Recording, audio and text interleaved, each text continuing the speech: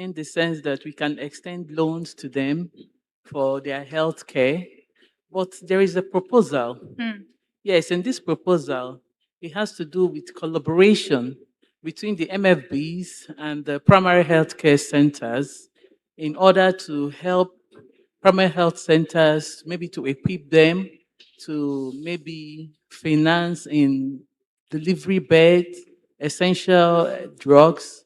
It can be as a way of social responsibility, Hmm. especially MFBs that operate in rural areas. They had to deal with, rural dwellers. Yes, Hmm. it's a proposal kind of. Okay, so when you just spoke, you said something very important. You said you deal with individuals. Yes. So take us through that process. How can a microfinance bank, that's what you mean when you say MFB, Yes. how can a microfinance bank sponsor or finance, an individual's, health expenses? Yes, individual in the sense they're your customers. Yes. You can extend loans to them Okay. for medical purposes. Yes. It doesn't mean business. Okay. So they know what they want to use those loans for. Mm. And medical expenses is one of them.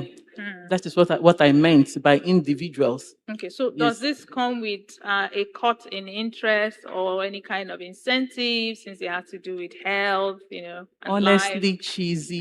There is no cut in interest. But what we normally do, we quicken the facilitation of that loan. We quicken it to make it available as fast as possible. Okay. Because the person will indicate what he or she wants to use the loan to do. Mhm. So we don't delay in such loans. That's So- what we do. Okay, so in a case where an individual is not your customer per Okay. se, but probably came as a result of recommendation, Sure. the person doesn't have his or her salary with your microfinance bank. Okay. How is the process for that person? Is the person even going to be considered? And if the person is going to be considered, what are the stipulations for that transaction? Okay, the first step is to know whether the person is into business or salary earner. If it is a salary earner, you try to get across to his or her employee to know the possibility of transferring the person's salary to you. Then, if the person is into business, you first of all go and evaluate if is the person actually doing well or not. Where can MFB help to bring the person up? You do kind of an analysis. You have to know the person's business, and also the person's customer. You have to know your customer's customer to evaluate the person, to know whether the person has the capacity to pay. Yes, that's what you do before you can now extend the loan. So you don't get bad loans. I get that. So you don't give out bad loans. That's You what you're won't saying. say you don't because you cannot really tell. Anything can happen. But we try as much as possible to bring down the rate. Yes. Okay, so maybe let's talk hypothetically now. Yes. Do you see your microfinance bank carrying out some corporate social responsibilities in terms of healthcare, financing, maybe insurance, anything that has to do with, medical and healthcare? Of course, you can write a proposal and maybe routing it to the state government through the Commissioner for Health in terms of how MFBs can help in state-based insurance scheme by way of enrolling rural household and also collecting premium. MFBs can serve as an intermediary between the scheme and the communities because we are the ones that know the individuals. Do you understand? We are the ones to collect the premium. We are the ones to remit to the appropriate authorities. Sure. Absolutely. Wow, thank you so much, Miriam, for your time. Okay, thank you so Thank much. you.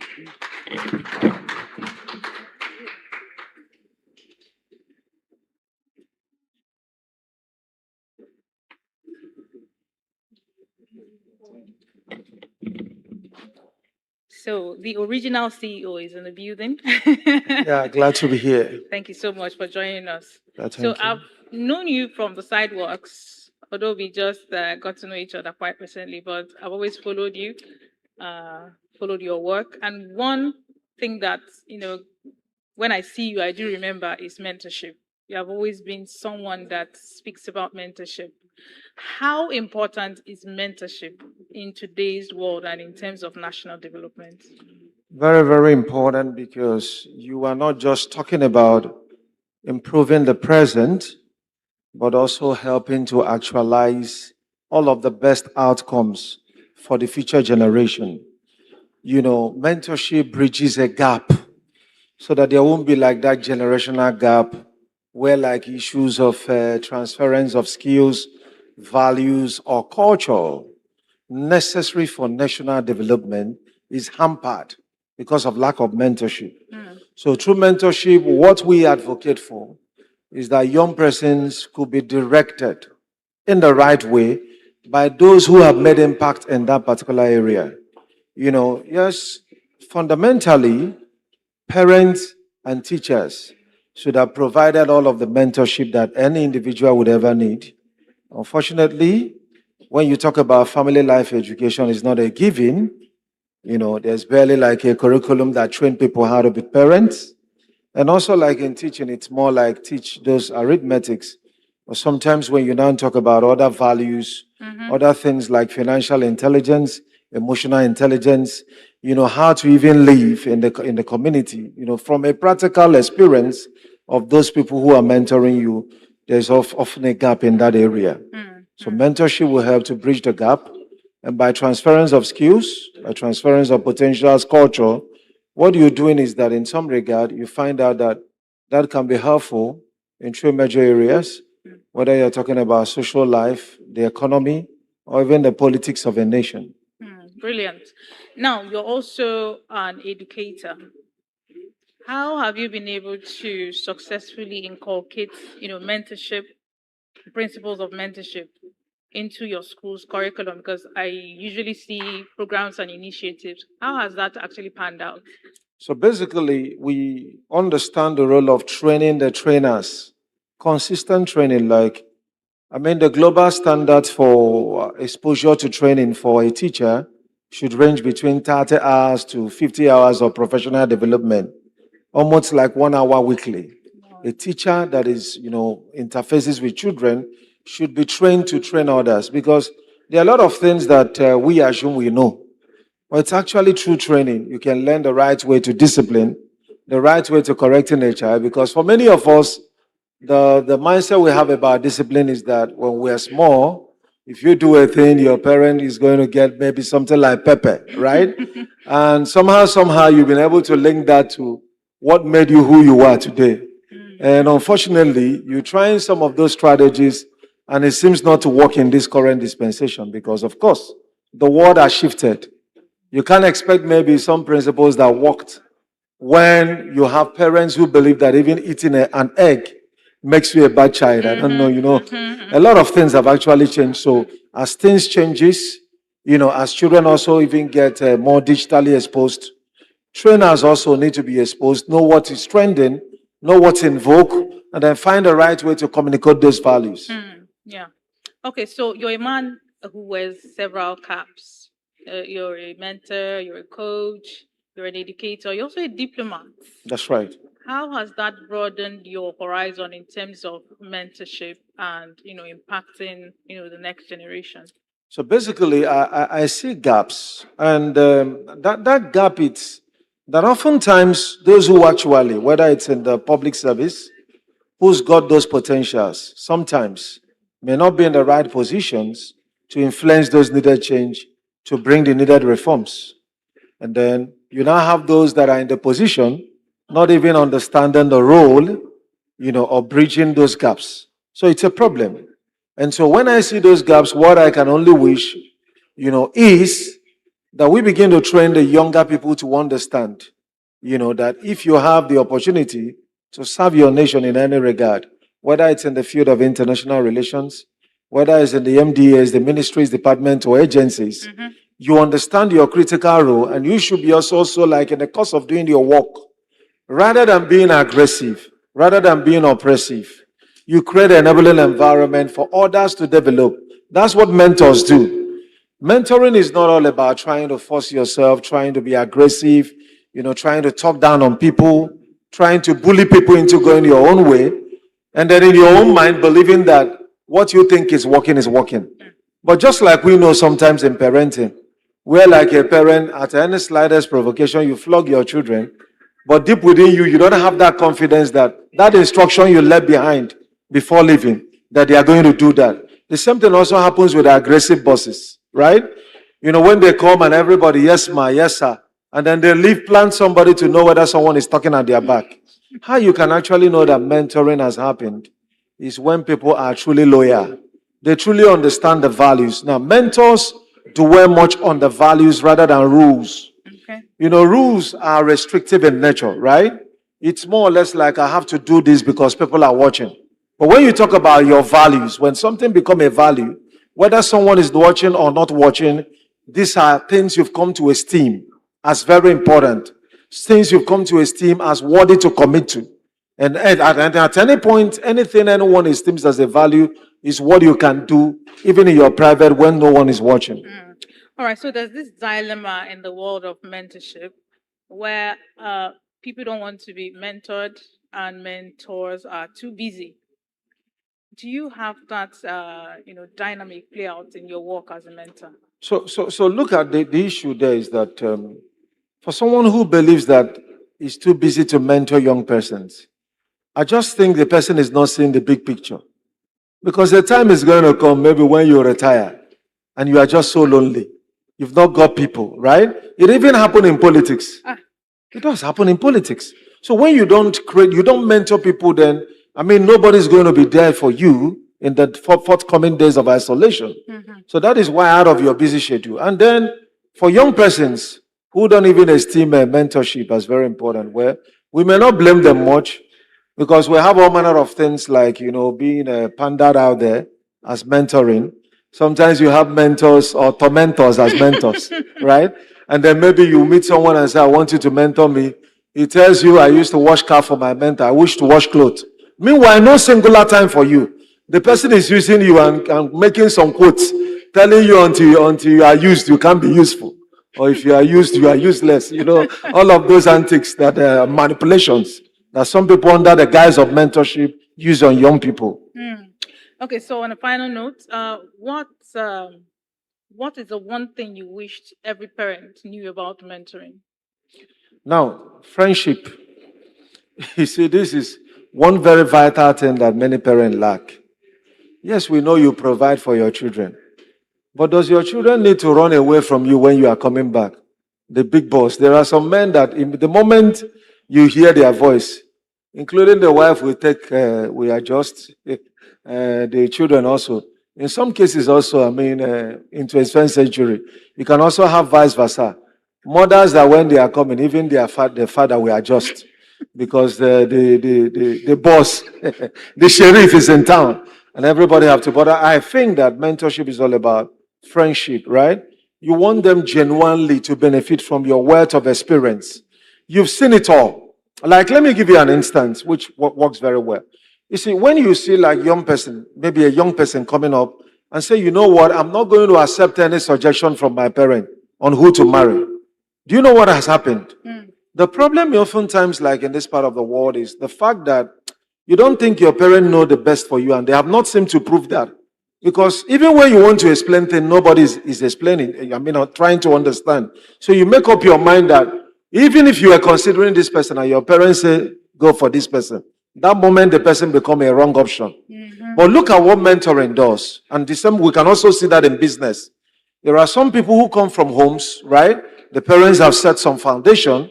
And then for them to take up and build it to the next level, they will prefer to start from the scratch. Why? Because your parents keep telling you, without me, you can't make it. And that's wrong mentor. That's why you often have most generational businesses that have potentials of lasting into generation, ending just because there was no proper transference of that experience, right? Of that confidence. And people want to prove a point. But let me say it without any fear of, on equivocation, is that when mentoring happens, look at what it does. You actually understand, since this person have that wealth of experience, whether it's in financial guidance, whether it's in terms of relationship, since he knows better and he wants the best for me, I should be able to listen to him. Thank you so much. Chukuma Ifrebo Kenwa You're for your welcome. time. Thank God you. bless you.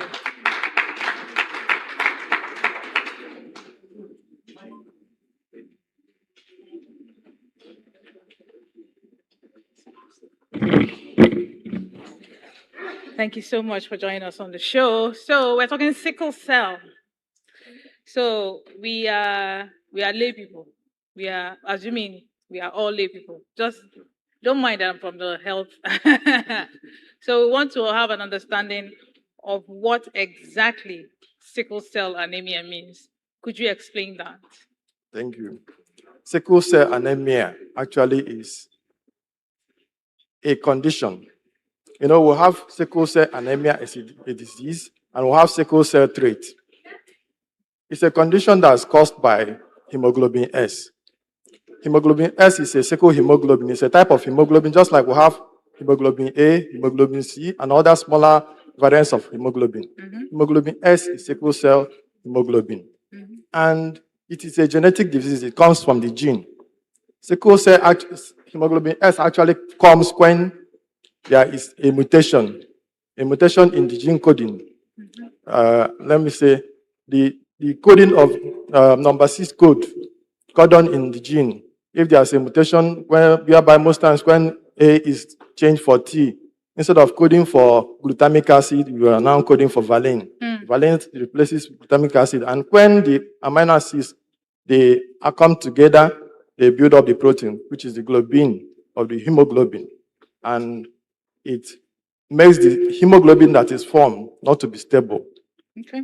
So that under oxygen tension, when there's reduced oxygen tension, the hemoglobin will no longer be flexible to carry oxygen. It forms what we call sickle, a shape of sickle that cannot bend, that cannot transport oxygen as it's supposed to transport it, and it also blocks the vessels. And most times that's where you see the symptoms when the hemoglobin S is formed under reduced oxygen tension. So the patient that is heterozygous for sickle cell, that it means he has both hemoglobin pairs as hemoglobin S. The person will now suffer. But if the person have just one of the chains of hemoglobin as S and then the other one as A, we call the person a sickle cell trait. It means that the person has the trait, but it doesn't have the disease. But the person, if they have two, the S here and then the S here, then it means the person has sickle cell anemia. That is when you can have Okay, this. so people understand AS, they understand SS. When it comes to marriage, advice on how to play it such that you don't get offspring with SS. Right? So let's just break it down so that if a man in the market listening to you can understand. Oh, that doctor said if you're AS, so don't marry AS, so marry this, marry that. So just walk us through that, arrangement. Thank you. Actually, sickle cell trait has a little advantage. If you are AS, most times it's scientifically proven that you are a bit more resistant to malaria infection than the people that are AS, that are AA. But when you are choosing a partner, I usually tell young people that whatever that will make a person of AS go to marry a person of AS, the person should avoid it, because once there's cross breeding from AS to AS, there's the likelihood of one parent donating the S hemoglobin and the other person also donating the S hemoglobin. That is where you have a sickle cell patient as the product. Now, if, just like we said, as a layman, some people will tell you that you have 1 in 4% chances of getting the SS. The truth is that you can give birth to 4 children and all of them will be SS if you are both AS and AS. You can also give birth to 1 child and all of them will, then he or she will be SS. You can also give birth to 5 children and luckily the person, all of them might be AS and AA and no sickle cell. So it is probability. We only have a probability of 1 in 4% of having a double S, which is sickle cell patient as a product of AS marrying AS. So, but in all, if we have actually seen a patient that is suffering from sickle cell, I think as a young person, you first of all advise yourself even before any other person will advise you. It is not a very funny sight, and it's not a very funny experience for the people that have such patients as their relative. All right. So, what are some management, or rather, let me put it this way: someone who has a sickle cell disease, not the trait, the disease, the SS now. Yeah. How is this person supposed to live? What are some lifestyle changes to, ensure longevity and, reduced episodes, within a lifetime? Thank you. First of all, what does the sickle cell do actually? They block the vessels.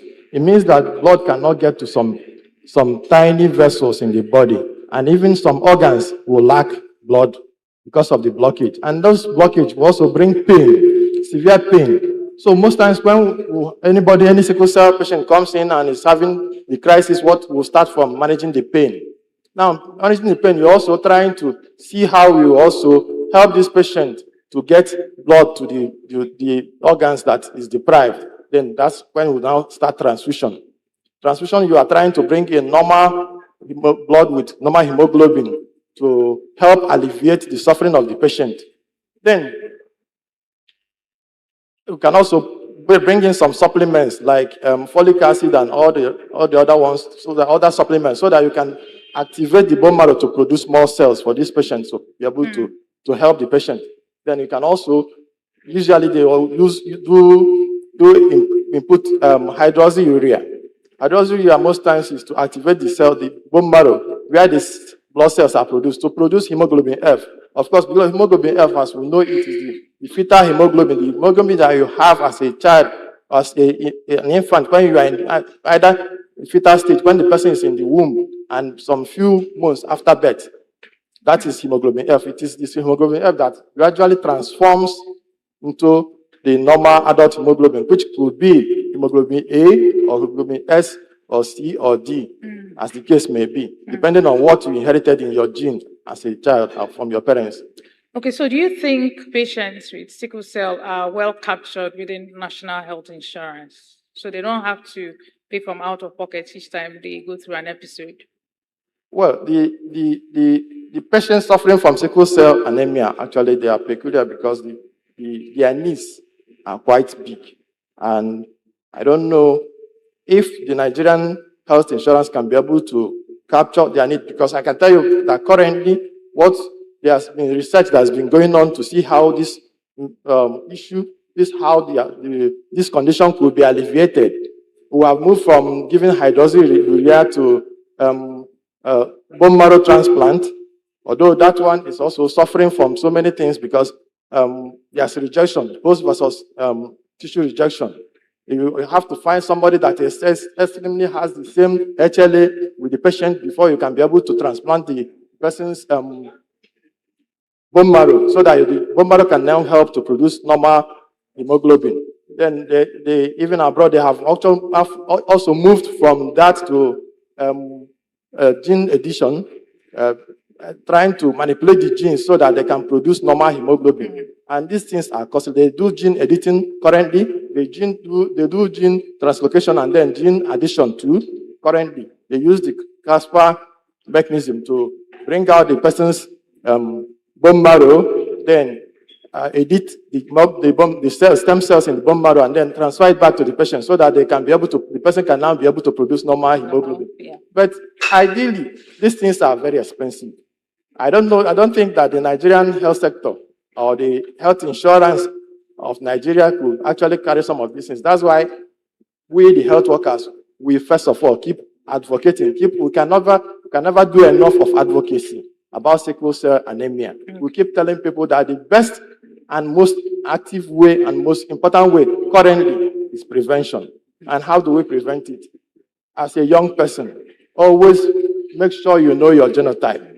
In fact, before you could say hello and hi to anybody to get into the level of conceiving, make sure that the genotypes are compatible. Okay. That is the way we can be able to prevent these things. Okay, so there's a certain age, before we let you go, final question. There's a certain age that has been benchmarked for persons with sickle cell anemia. Does it still hold water? No, No, with latest advancements in supplementation, it doesn't hold water actually because nobody is anybody's God. In fact, I have a colleague in my office currently. I'm sure she's about 35 and she's a sickle cell anemic patient. And she's still working, she's still doing her job, carrying out her daily activities well. Though once in a while she will have crisis and we'll all run helter skelter and then we'll see how we can get her to be active again. So there's really not a benchmark that has been working currently, but the issue is that it is better. It's a disease that is better avoided than experienced. All right. That's Thank the truth. you. Thank you so much, Thank Mr. Amesimba, for your time. God bless you.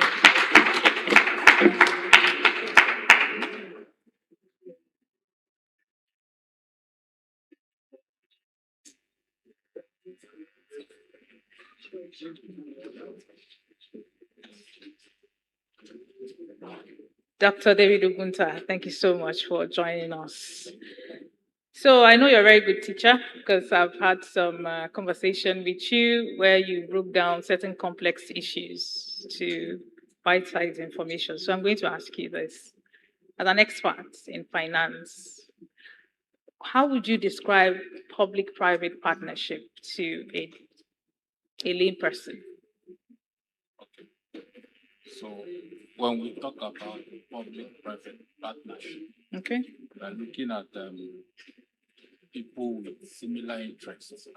Now, in the case of government and private individuals having interest in a particular sector, let's say it could be health, it could be education, it could be even to build infrastructure, where we now have them come together, provide finance, provide resources, so that at the end of the day, the program or the project is actually implemented for the benefits of the people and of the citizens, because government doesn't have all the resources to be able to provide everything the citizens need. So private people can come in, and then there's a synergy, there's a partnership between them in terms of implementing the project. So at the end of the day, the bottom line is that the program or the project is implemented so that citizens can benefit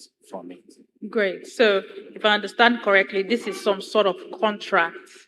What will be the stipulations or major elements or components of this contract or partnership for it to be effective? Okay, first of all, there has to be interest, right? And then government provides the enabling environment. Let's say a private person is interested in building a hospital. So he approaches the government, and then government can say, okay, we can give you land. We can also bring in some money, and then you bring in your resources, then you build your hospital, you run it, and all that. They can also decide to now say, okay, let's go into equity, where government has some percentage of ownership of that infrastructure. So that at the end of the day, they provide the services. So there has to be, first of all, common interest, and this has to be from a private person seeing an opportunity or a service he or she can offer, and then approach government and say, okay, can we do this together?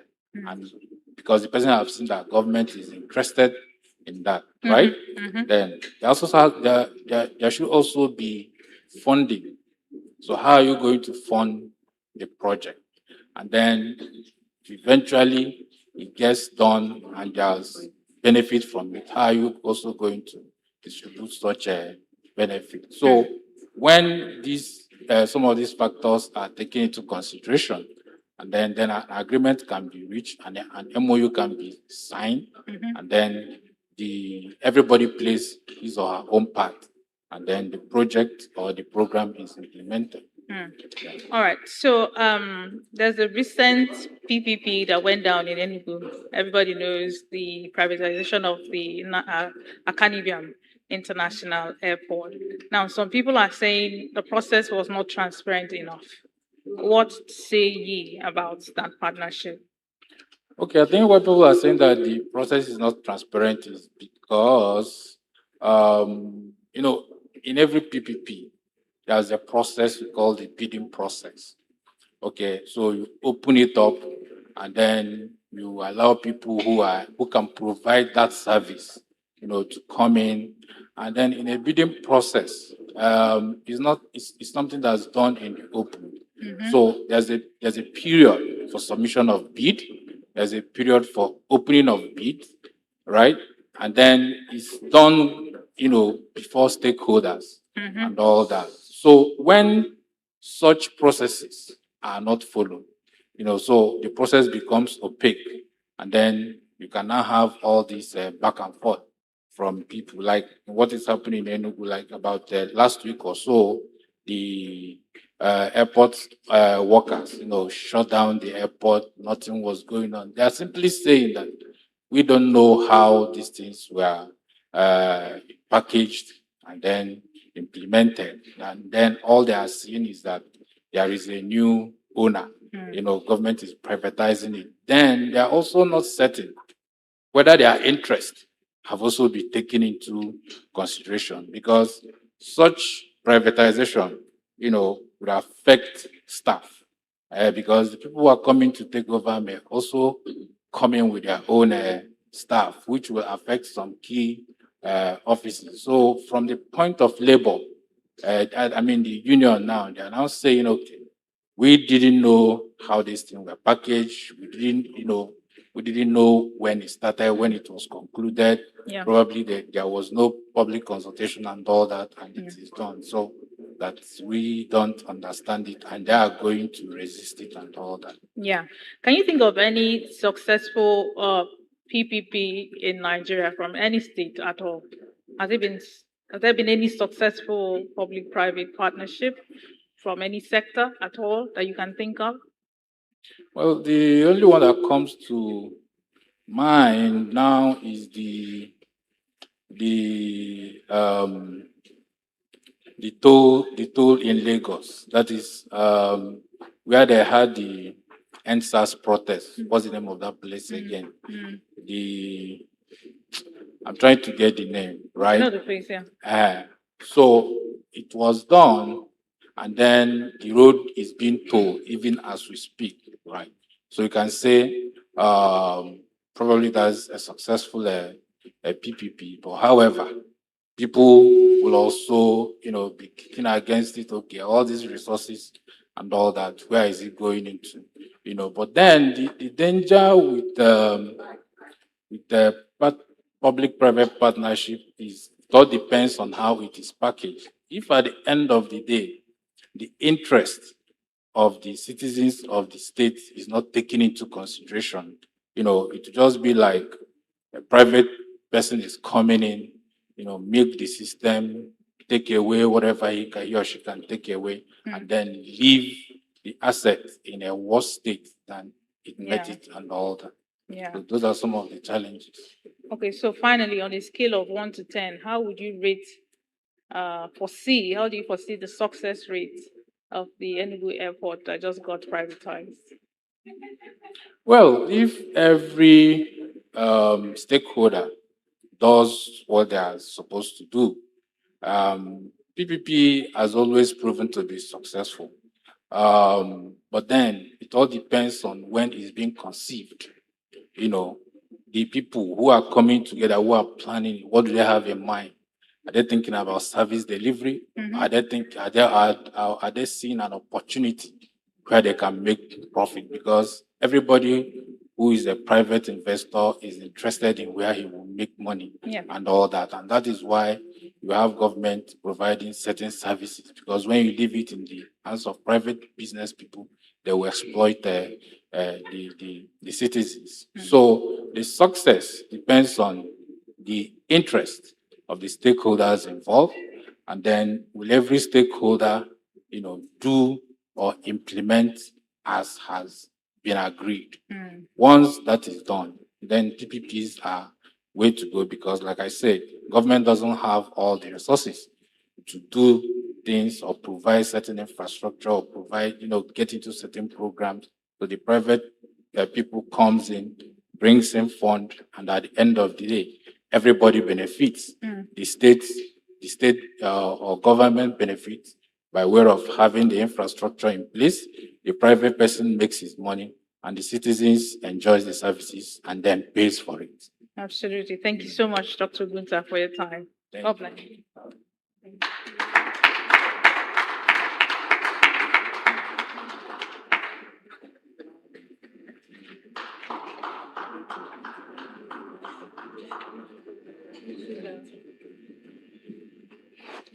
Dr. Chena Cyril, thank you so much for joining us. Yeah, thank you very on the much. show. You're a seasoned journalist. There's Yeah. no doubt about that. So I had this conversation with a mentor of mine, and he was like, journalism has changed, especially with the advent of social media. So my question to you, my first question would be, how really, to what extent has journalism changed because of social media? Yeah, I recall when I was a kid, I only had to listen to radio. And my father didn't even have one. Maybe a neighbor had. And so when the radio was on, I could listen to it. From there, I began to watch television and then the newspaper. Then suddenly, about a decade or so ago, the social media came in and had changed the face of the media in more ways than one. For example, before news was one way, the radio man talks, you listen, there's no feedback. Today, within a record time, social media, you can you can tweet now, and somebody can reply in a second, and it has become interactive. So it has changed. There's no longer a professional journalist from the citizen journalist. We now have citizen journalists who on at any place, anytime,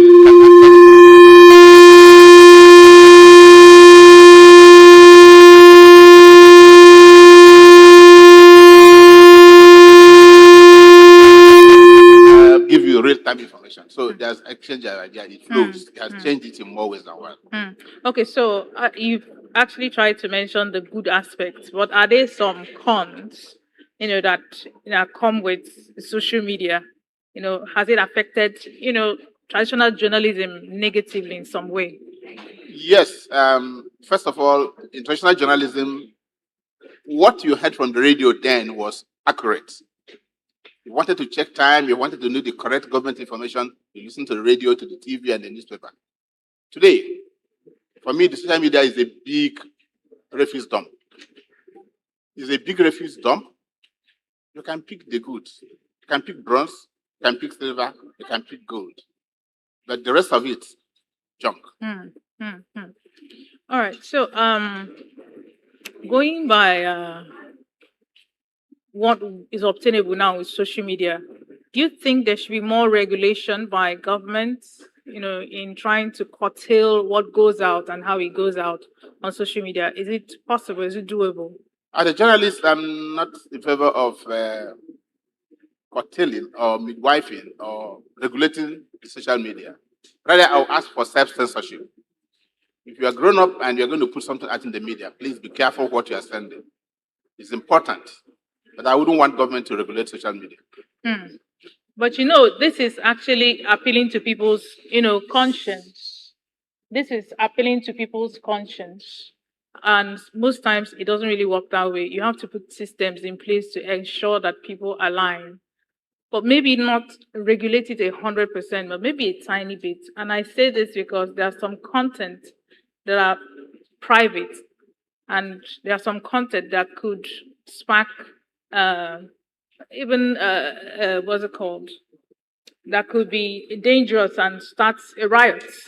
So in such cases, don't you think a little bit of regulation is necessary?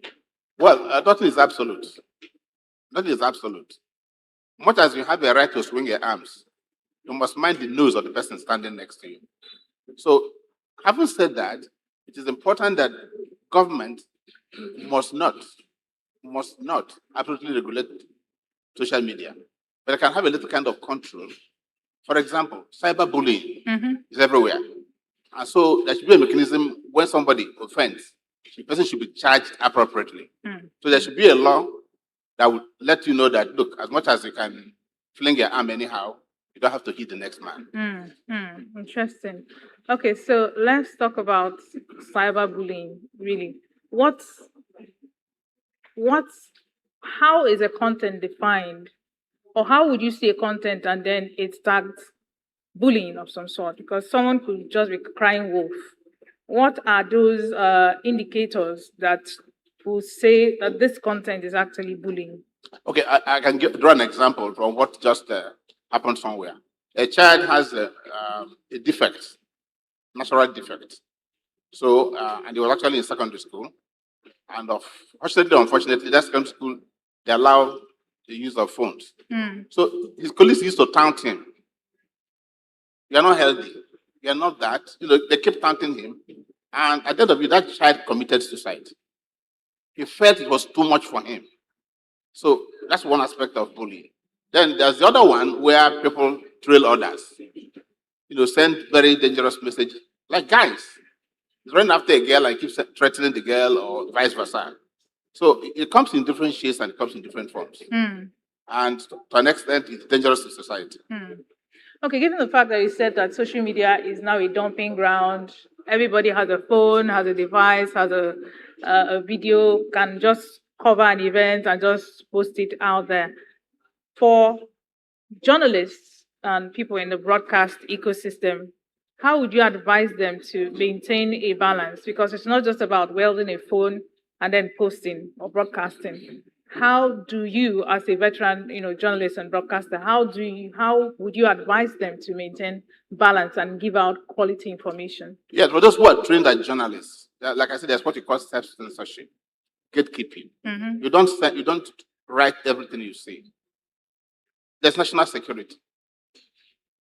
You must not write things that will endanger national security. Okay? But for those who are not trained, they just believe that sending information amounts to vibrant journalism. No, it's not. And that's why we say that even for those who are practicing citizen journalism, that government should find a way to get them trained so they will know what is right from what is wrong. So give us one advice that we could use to debunk fake news. How can someone protect himself or herself from fake news, since social media is a dumping ground? How can you verify information very quickly? Well, I think the organizations that are involved in verifying fake news, like the WABMA and the rest. But for me, everything I see on social media, I just don't believe it. I have to do my own due diligence. So for whatever you see, please don't think it's gospel truth. Don't press the button and start sharing. Check. Call a friend. Find a way to know whether this is true or whether it is false. And gentlemen and ladies, please stop sharing everything you see, because sometimes you'll be sharing false information. Dr. Cyril Uchenna-Nyoke, thank you so much for your time and gracing our Thank you. chair.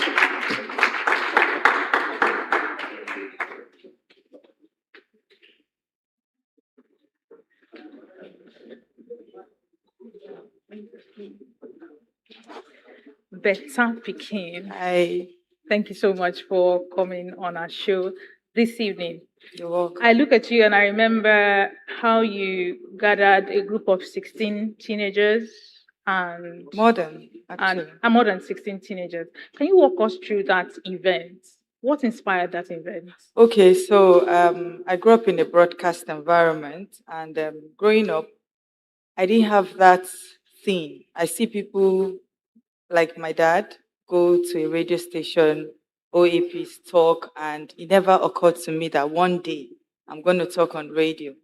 But after school, I read accounting actually. So after school, my dad called me and said, "Would you love to go into the broadcast environment?" I said yes.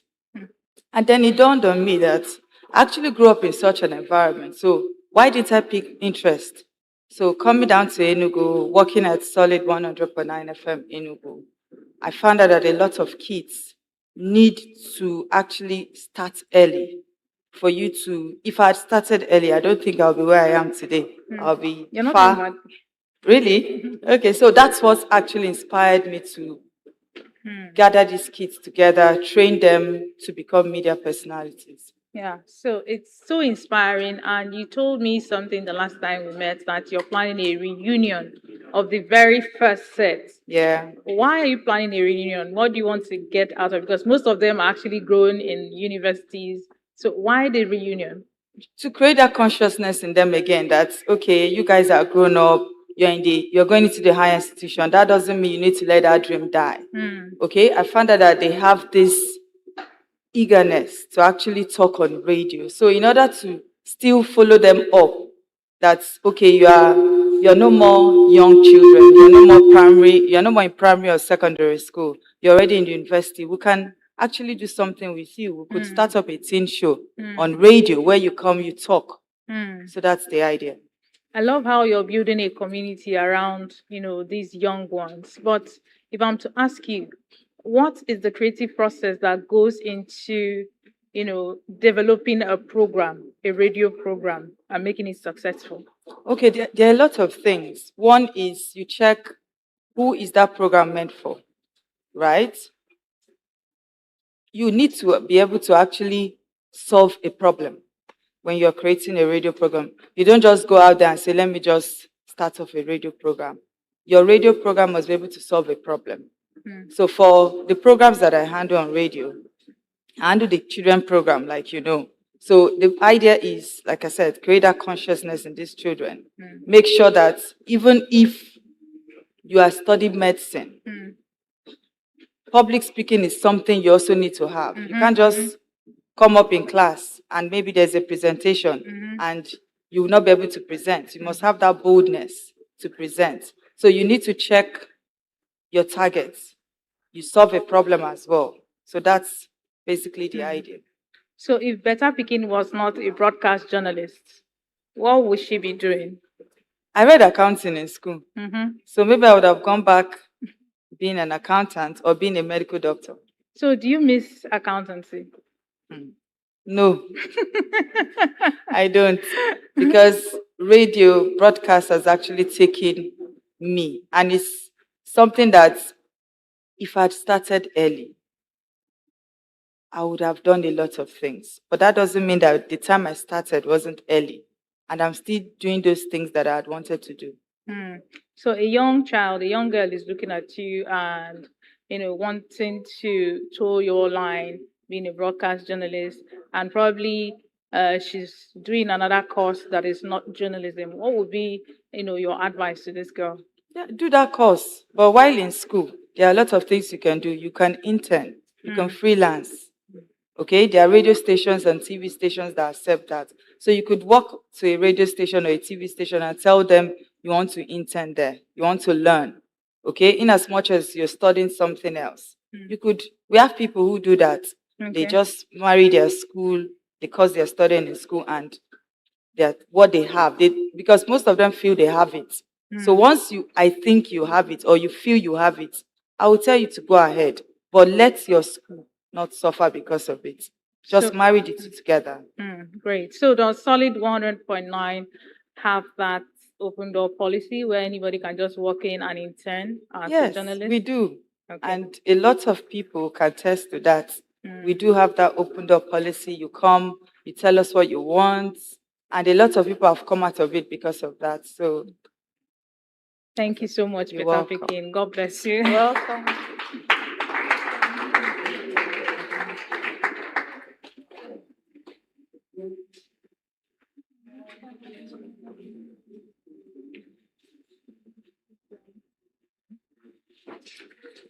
Hamaka, thank you so much for coming on the show.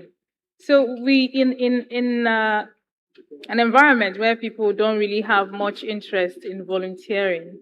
What made you volunteer for Red Cross? Who made me? What made you volunteer for the Red Cross? Okay, basically, very hospital. Like I like to help people, and I work in the university environment, University of Nigeria, ENUGU campus, and I watched one emergency, and I was like, we should know what to do in place of an emergency. It was fainting, basically. Afterwards, I just went online. I got to know about Red Cross. No one even told me about Red Cross, and I joined. And afterwards, I told the branch secretary we should be in school. And currently, we brought the Red Cross into the university. I'm the general coordinator. Wow. So basically, I just like to help people. I'm a very hospitable person, basically. Okay, so far, would you say that your journey into the Red Cross has been rewarding? And I mean, how would you describe it? You know, joining, how has it changed you? Has it changed you in any way? Well, it hasn't changed me because I would say it's my personality. Like I said, I like to help people. It's rewarding to know that you are able to save someone, because first aid, basically, we do first aid, basically. First aid helps a critical situation that can happen anywhere. So I would say it's my nature, and then it's rewarding to know what to do when someone has such emergency. Yeah. So Amaka, how do you create a balance and how do you rest? You work in a university, you volunteer for the Red Cross, you're also a masseuse. Yes, I'm immersive. So how do you manage all three? Well, I try to manage my time. My primary assignment, I go to work. My volunteering, most of the times when we meet, it's weekends, but it doesn't mean that, like I said, emergency can happen anywhere, right about here, in school, at home. The volunteering thing, it's a hands-on thing you could just do. But for the masters, most of the time it's personal for me. I do that during the weekends. So I just manage my work, my volunteering experience, and then the massage therapy. Interesting. Yeah. So what are the benefits of deep tissue massage?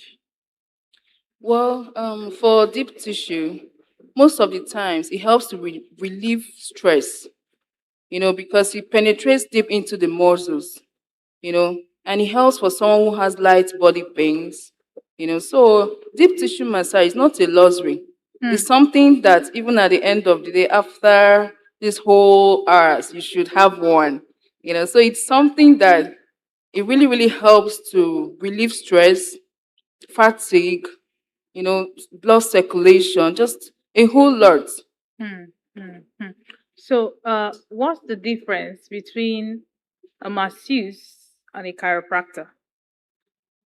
Mm, a masseuse, majorly, it may not be certified, from my own point of Point view, of view. but I may not be able to pronounce that well. A chiropractor. They are most of the times like a physiotherapist, So I think they go to school for that, or kind of training sections for that. So it's different. What they do is entirely different from what we do. Hmm. So what areas of the body do you, concentrate on when you apply or when you massage someone? What muscles, what areas of the body do you normally focus on? And most of the times you find out that back pain, most of the time is the back, the legs, and then for the mental health, the head, the face, But most of the time it's full body. Yeah. But the major area is the back, the legs, and then the neck, Yeah. upward. Yes. All right, thank you, Amaka, so much for your time.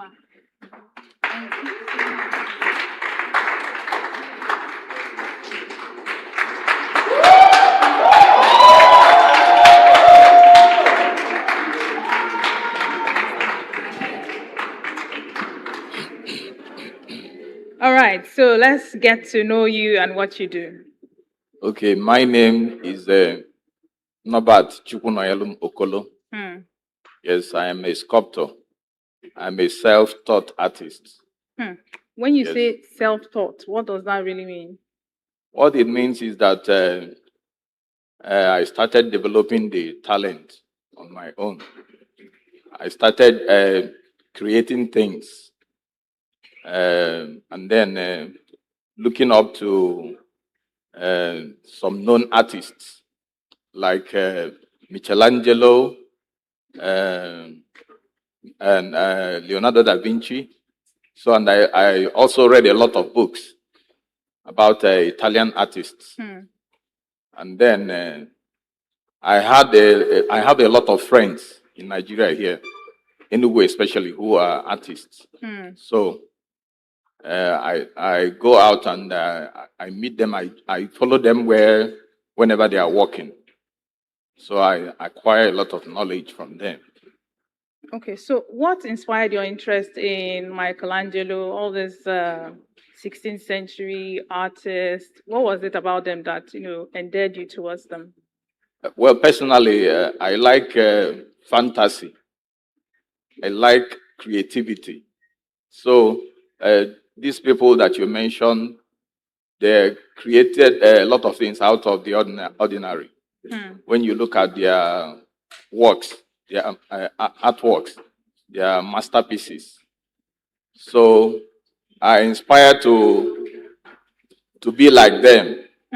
And then I started putting into practice. So that is how I got to a stage that I started having contracts. I started getting contracts from clients. In fact, the first contract that I ever did was in 1996. It was actually my cousin, one of my cousins. He stays in Italy. So where he was building a house then, I told him that I have something that I can offer. That I want to do some sculpture designs on the front of the building. So he trusted in me. He said, okay, I can go ahead. So he committed me financially to do the work. And then I did the work and he was so convinced. So how would you, because every artist, be it in music, all forms of art, they have a way of expressing themselves in terms of introducing themselves, right? Some musicians will say they are pop, they are Afro, they are this, they are that, they are jazz. How would you describe your art? My art is basically I'm a sculptor. I based on sculptures. And then most of the works I've done so far, this is over 25 years now. Most of the works I've done so far are environmental works. I've done works for a lot of churches in the east here, and then in the west, Ebonyi State, ENUGU State, and then in Kwara State. So my works are basically sculptures. And then I do realism. I do real realism, real artworks that depict mostly religious works. Okay. So Yes. how rewarding, financial rewarding is your work? Well, I can't give the value, but it has been the value has been much. I've gained a lot through this work. For the past 25 years, I was able to train 3 of my younger sisters in the university. Then I also got married. I have 3 kids. In fact, my first son is here. He's a graduate of computer science from UNN. And then I'm building my own house right now. So I've also been able to, through this work, become the breadwinner of my family.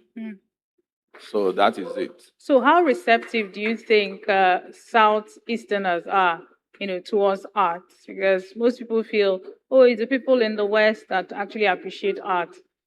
So what are your thoughts? So when you come to the East here, I will give credit to Ebonyi State, people in Ebonyi State and in ENUGU here. Majorly, most of the big contracts that I've done so far were in Ebonyi State and ENUGU here. It was in until 2024 that somebody took me to the West, Ilori in particular. And from then, they started hiring me to do a lot of works for them. So, but majorly, they say charity begins at home. Yes. Most of the works that I've done that gave me so much money are from the East here, from Ebonyi State and Enugu State precisely. All right. So we wish you all the best in your future endeavors. Thank you so much for joining us on the Thank show. you. It's God my bless. pleasure.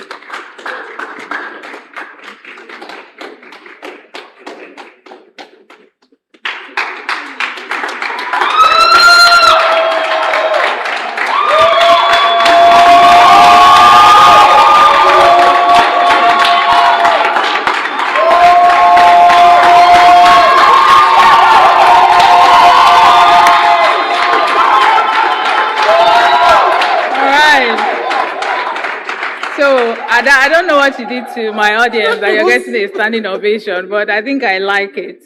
But before we go into the business of the day, I want to ask you this. What inspired your look? What inspired what? Your look, your haircut, the bold earrings, what inspired that look? Because it's not a look you see every day. I know. Yeah. I know. Okay. What inspired it? I was raised by an independent and audacious woman as a young girl. So I saw her. She was a widow at the age of 31 years.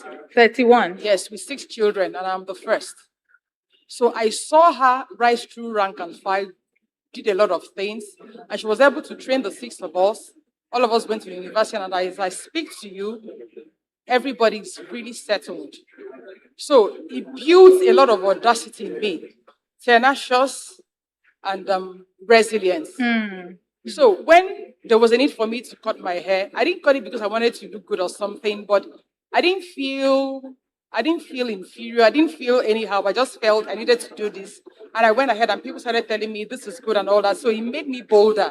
Wow. So I can walk into any room, I can demand for whatever that I want. And I'm not afraid of no. For me, no is an answer, yes is an answer. So it depends on whichever one you give me. And even if you tell me no, I'll keep coming back until I get what I want. Absolutely. So that was absolutely. Yes. Tell us about THT. Okay, THT. Okay, Total Health Insurance. So, by the way, my name is Adanna Divine Adiola. I head the sales department in Total Health Trust, THT HMO, which is we're a tangerine company. So it's a health insurance. And I make bold to say that we are the foremost health insurance in Nigeria, and we've been here for over 27 years. Wow. So THT is just all about offering health insurance. And abroad, almost everybody is on health insurance. So offering health insurance to everyone in Nigeria. And to back it up, the president gave a directive last year, September, that all the MDAs should put all their employees on health insurance and also enforce compliance. And if you remember, in 2022, it was changed from a scheme to an act. So making our regulatory body, the name now is NHIA, that's National Health Insurance Authority. Before it was a scheme. So it behoves on everyone, federal, state, private, public, to enroll their staff on health insurance.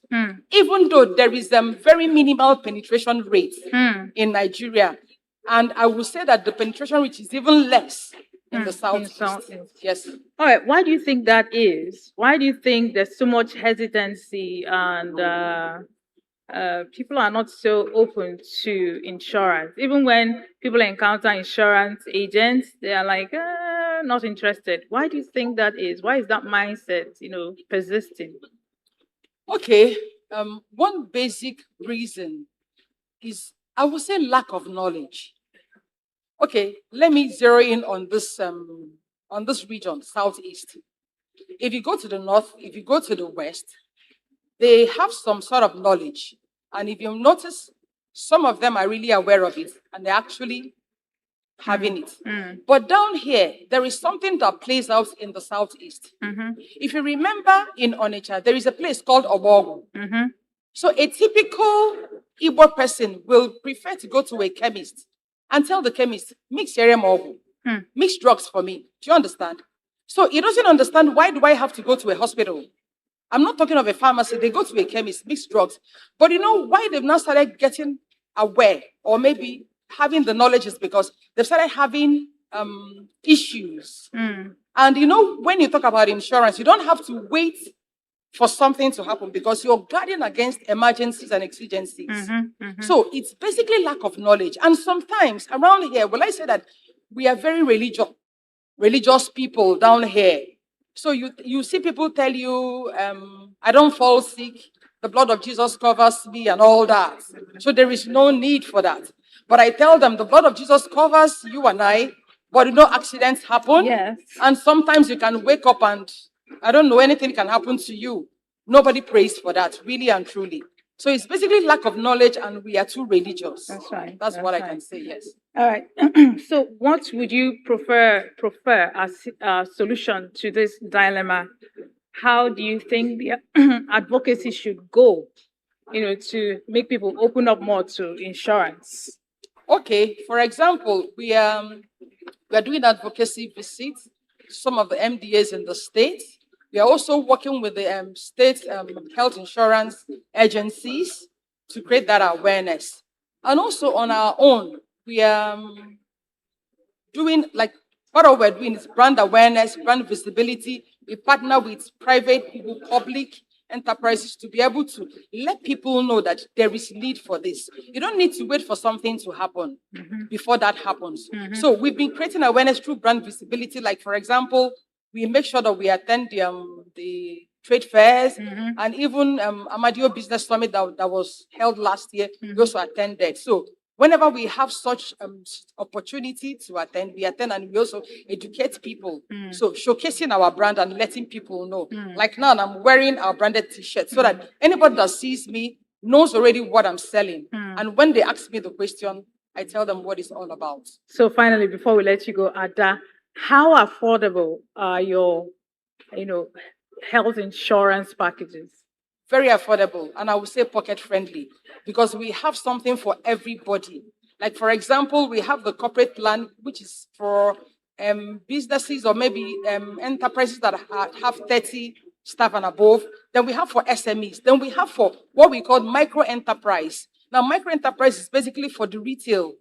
But the thing is that we do it in a bouquet or kind of a cluster. So we have planned for everybody. We have the retail, we have the SME, we have the corporate, we even have the international plan. So if you want to access care outside Nigeria, we have it too. So we have planned for everybody. So what I tell everybody, just come. Come, let's have a discussion. Our office is in Ellen Plaza, Suite C1. Come, let's discuss. We have we have plans that are pocket friendly. So you don't need to run away because of the plan. And also, everything is up for discussion. Sometimes we even customize our plan based on your budget and your need so that everybody is a partaker of this insurance. It's very important. Thank you so much, Thank you, Ada. God bless you. Thank you bless for the you all. insight. I really love your look. My audience loves you. Thank you so much. Thank you, too. Thank you.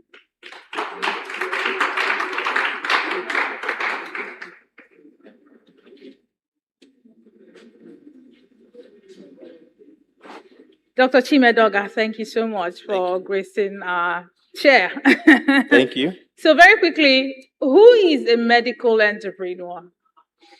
Okay, a medical entrepreneur is somebody that may be in the medical field or not in the medical field, but is doing business related to the provision of healthcare of different kinds, maybe eye care, maybe laboratory, maybe nursing care, maybe hospice care, whatever medical care the person is doing. And the person is not just doing it because he or she is a nurse. The person is doing it as a business, meaning that there will be corporate governance, there will be staff, things that you have in running a business. So it's not just a staff employed by someone. The person is actually creating business, employing staff, and they're rolling out services and products, as the case may be. So you have to be the youngest consultant that I know. You're an ophthalmologist, right? Yes. What's your vision? What's the vision of Clearview? Okay, Clear Vision Care system is Clear Vision. Is actually a system that was vetted sometime last year, and is to provide eye care. I provide training in eye care, and it cuts across different people in the eye care. So in eye care, we have ophthalmologists who are the doctors. You also have the optometrists. You have the opticians. Then you have the ophthalmic nurses. And then you also have the community eye care workers. Then you also have people that are one way or the other related to eye care. So you also have the training. So we also plan to train more community workers in eye care, such that they will be able to fill in the gap, because there are gaps in the sense that the number of ophthalmologists that you have in Nigeria is grossly inadequate to meet the eye care needs for the state and then for Nigeria. So you need to expand the people who can actually offer this care. Then you also have research, and then you have R&D, research and development. So it's a system that carries a lot of things geared towards different signs of eye care. Yes, I remember the last time we had this conversation, you said it's a system, right? So how do you plan to scale? Because you just started barely a year ago. Yeah. So we can't say that you've gotten there. So what's your plan for scaling? Okay, basically what we decided to do is to test the waters and build a platform that will be strong enough to be able to carry future investments. So we have been able to build that platform. So we are looking at going to the next level of our system. So we have an ingenious concept which we are still trying to develop. So we have business consultants that we are working with, because we don't just want a situation where it's a one-man business. So if anything happens to that one man, the whole entity comes crashing. So it's a multifaceted business, run purely like, with corporate governance and all. So we are in very good times, and we are looking forward to brighter days.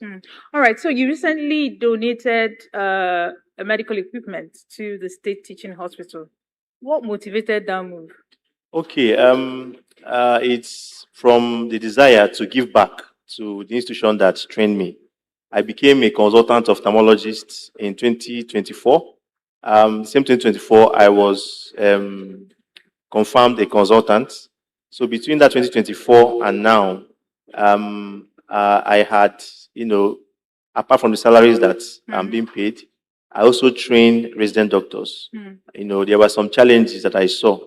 While the management is trying to meet those challenges and the state government, I said, okay, can I help in supporting the efforts of the management and of the state government, and providing some of these things, a microscope which will help in training surgeons, and also a slit lamp bio microscope which will help in seeing patients and be able to identify the diseases that you have in the eye.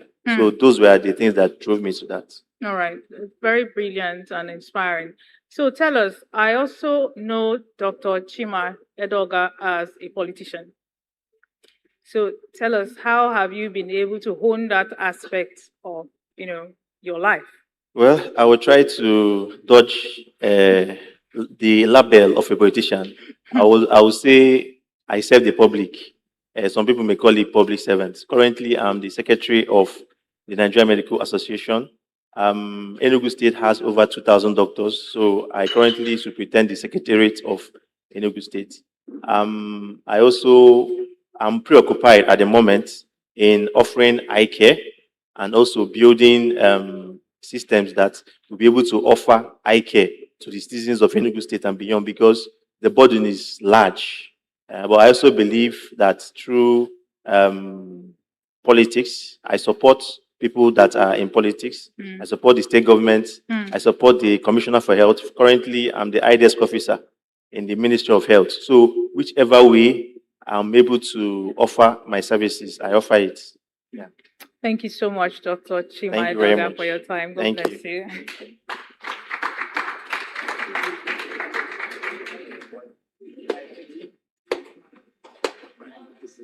Thank you so much, sir. Dr. Iwoke. Thank you. It's always a pleasure having to get to talk to you, but let's just delve into the matter at hand. I'm going to ask you a direct question. Thank you. Do you see Enugu State having a potential of becoming a medical tourist hub? I would say yes. Let me give you a little of the background. Nigeria currently loses around between 2015 and 2023, Nigeria lost $29.8 billion to medical tourism. So annually, we're losing a lot of money to medical tourism. 4 trillion during Buhari's tenure between 2015 to 2023. We have lost 4 trillion naira. Now imagine what that can do for Nigeria medical sector.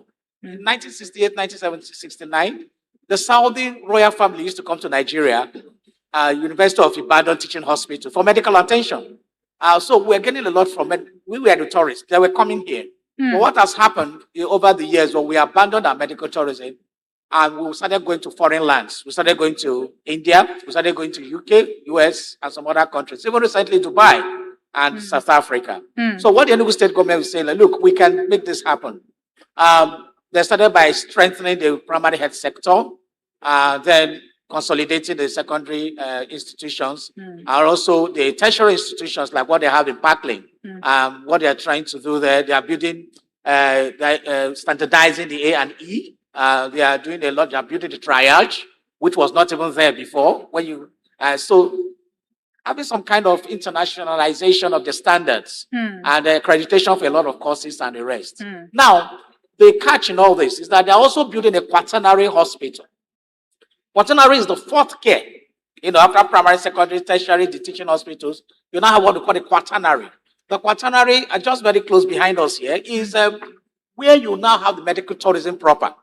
Those things you're going to treat in China, in some people go as far as Russia. You are going to treat in Greece. You are going to treat in India. You can actually do them in Enugu now. And with that will bring in a lot of forex. Instead of forex moving out of Nigeria or Enugu State, forex will start coming in. And where we are is just also part of the process, where the governor said he wants to build an integrated ecosystem where there will be influx of forex into the Enugu to build the 30 billion naira economy, $30 billion economy is talking about. So the Enugu is tied to that. If you want a quaternary hospital, you want to bring foreigners, you must have a functional airline. You must have a functional airport. You must have good roads. You must have electricity. That's why there's let there be regulation from the Enugu state for the electricity sector. So all this in the mix is that it is very, very possible. With the ICC center here also, you see what happened in Nigeria Bar Association convention last year. So this tourism, apart from the medical tourism, there's a MICE, meeting incentive conferences and exhibitions. When you bring all those things mixed together, the people who are coming for those conventions, those international conferences, we have medical needs. We also see what they can offer, and then it will be happened. All right. So Enugu State is already in the march to that. So it's possible. Very, very possible. Beautiful. What about human capital? Because you've just spoken a lot about infrastructure. Are we ready in terms of human capital for medical tourism? I'm glad that the last interviewee just talked about having 2,000 doctors in Enugu State. That is huge. Enugu is known for its education. It's the heartbeat of human resource in the tech of health. And we have vibrant medical schools, both private, both public schools. We graduate, in fact, every year I receive invitations for people who are taking their oath taking in the state university, also in the federal university, UNN, and they made a lot of private universities. So we have that. Then, so manpower is not a problem. And one thing with the medical profession is when you have the good atmosphere, when you have the good remuneration, you have good welfare. There were some people who start resigning in other states to come here to work, just as people are living here to work in a lot of health practitioners live to work other places. If they have the necessary wherewithal because of funding from our people, from the tourism, they will stay. So there's no fear of manpower at all. All right. So from a public analyst point of view, we have talked infrastructure, we talked human capital, we've talked transportation, where you mentioned international flights and things like that. What other components do you think we have put in place to ensure, an effective medical tourism, outlook, looking ahead? one of the biggest challenge for the medical profession in Nigeria is the issue of equipment and instruments for the doctors to work. The doctors barely mostly have almost to guesswork in. Sometimes we still have obsolete equipment that are not working. So what differentiates the Nigerian doctor? That's why when Nigerian doctors go overseas, they are one of the they're one of the best in the world anywhere they found themselves because the necessary tools and machinery to work are there. So when we have that, then we will have a better option. They will have a better system. Once that is available, I think everything in the mix, everything was already ready. We are very cheap when it talks of costs. That you want to spend the same amount you want to spend in Russia or you want to spend in India or South Africa. Nigeria is a cheap option, and Enugu State can prove that destination point. Powerful. Now, talking about the 260 units of primary healthcare units, how scalable do you think it is? Seeing that it started with 260, I would think that if you're in the development space, you start with a pilot. But Enugu State just went full speed ahead and did 260 units at the same time. How feasible do you think this approach is? In just launching 260. What are your thoughts? From a perspective of the public, we first that this is not possible because what we used to hear is that they're just in a 4-year tenure you do 2 hospitals or you do 3 senatorial zones or the highest in the federal constituencies, which are 8 in Enugu. So we thought, but for the first time we attained this massive one. But you can say that all of them wouldn't be ready at the same time, sure. So they'll be phased out, and that has been coming up too. And we can also see that the state government have done trainings. They have also had, taking people. The availability will be on how functional the place will be. I don't think the scalability will not be in the terms of additional numbers. I think it's enough to have hospitals in wards. It's close to the people. Now the scalability will be how prepared are they? How do they have the necessary equipment to work? How do they have the personnel to be there? Are there houses to house the doctors and the nurses so they don't need to commute between town and villages? So these are the scalability that should happen to make the place very effective. Okay, so before we let you go, what are the what's the word now? What are the I just lost track of my thoughts, right? How do we populate, staff, given the fact that Japa syndrome is still on the rise? Yes, somebody joked one time that since India is exporting IT, maybe Nigeria should be exporting medical professionals. I said that is a disaster. Because already to get a nurse now in many of the places is very difficult. When you go to the nursing schools, I interview basically a nursing student. She just wants to get her license, and the next thing she wants to write the NCLET and move out. The same thing with the medical professionals who are remaining. A lot of them want to leave because of poor welfare package. But what we are saying is that states are struggling because they don't have the finances. But if you upgrade your facilities and you are intentional about creating a medical tourism, the money will now flow, and then you'll be able to compensate your staff better, and you're able to retain them, and you're able to even bring back some that have left this country. Because a lot of them left just because of economic considerations, not because they love where they are. They prefer home. So these things can happen if we're intentional about them. Well, Dr. Ambrose Igboke, thank you so much for your insights into this topic. God bless you. Thank you for having me.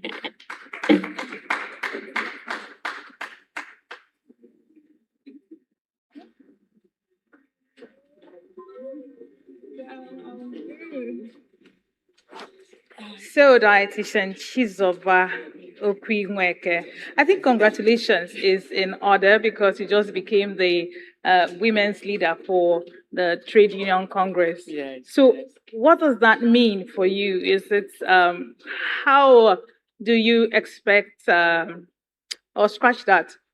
What's the responsibility like? Because it's a step much higher than the position you had previously. So what is it for you in terms of the duties, responsibilities, and stuff like that? Yes, and another bigger assignment. Yeah. Another bigger assignment. And I believe by God's grace I'm going to do it because it's a lot bigger than what I used to do.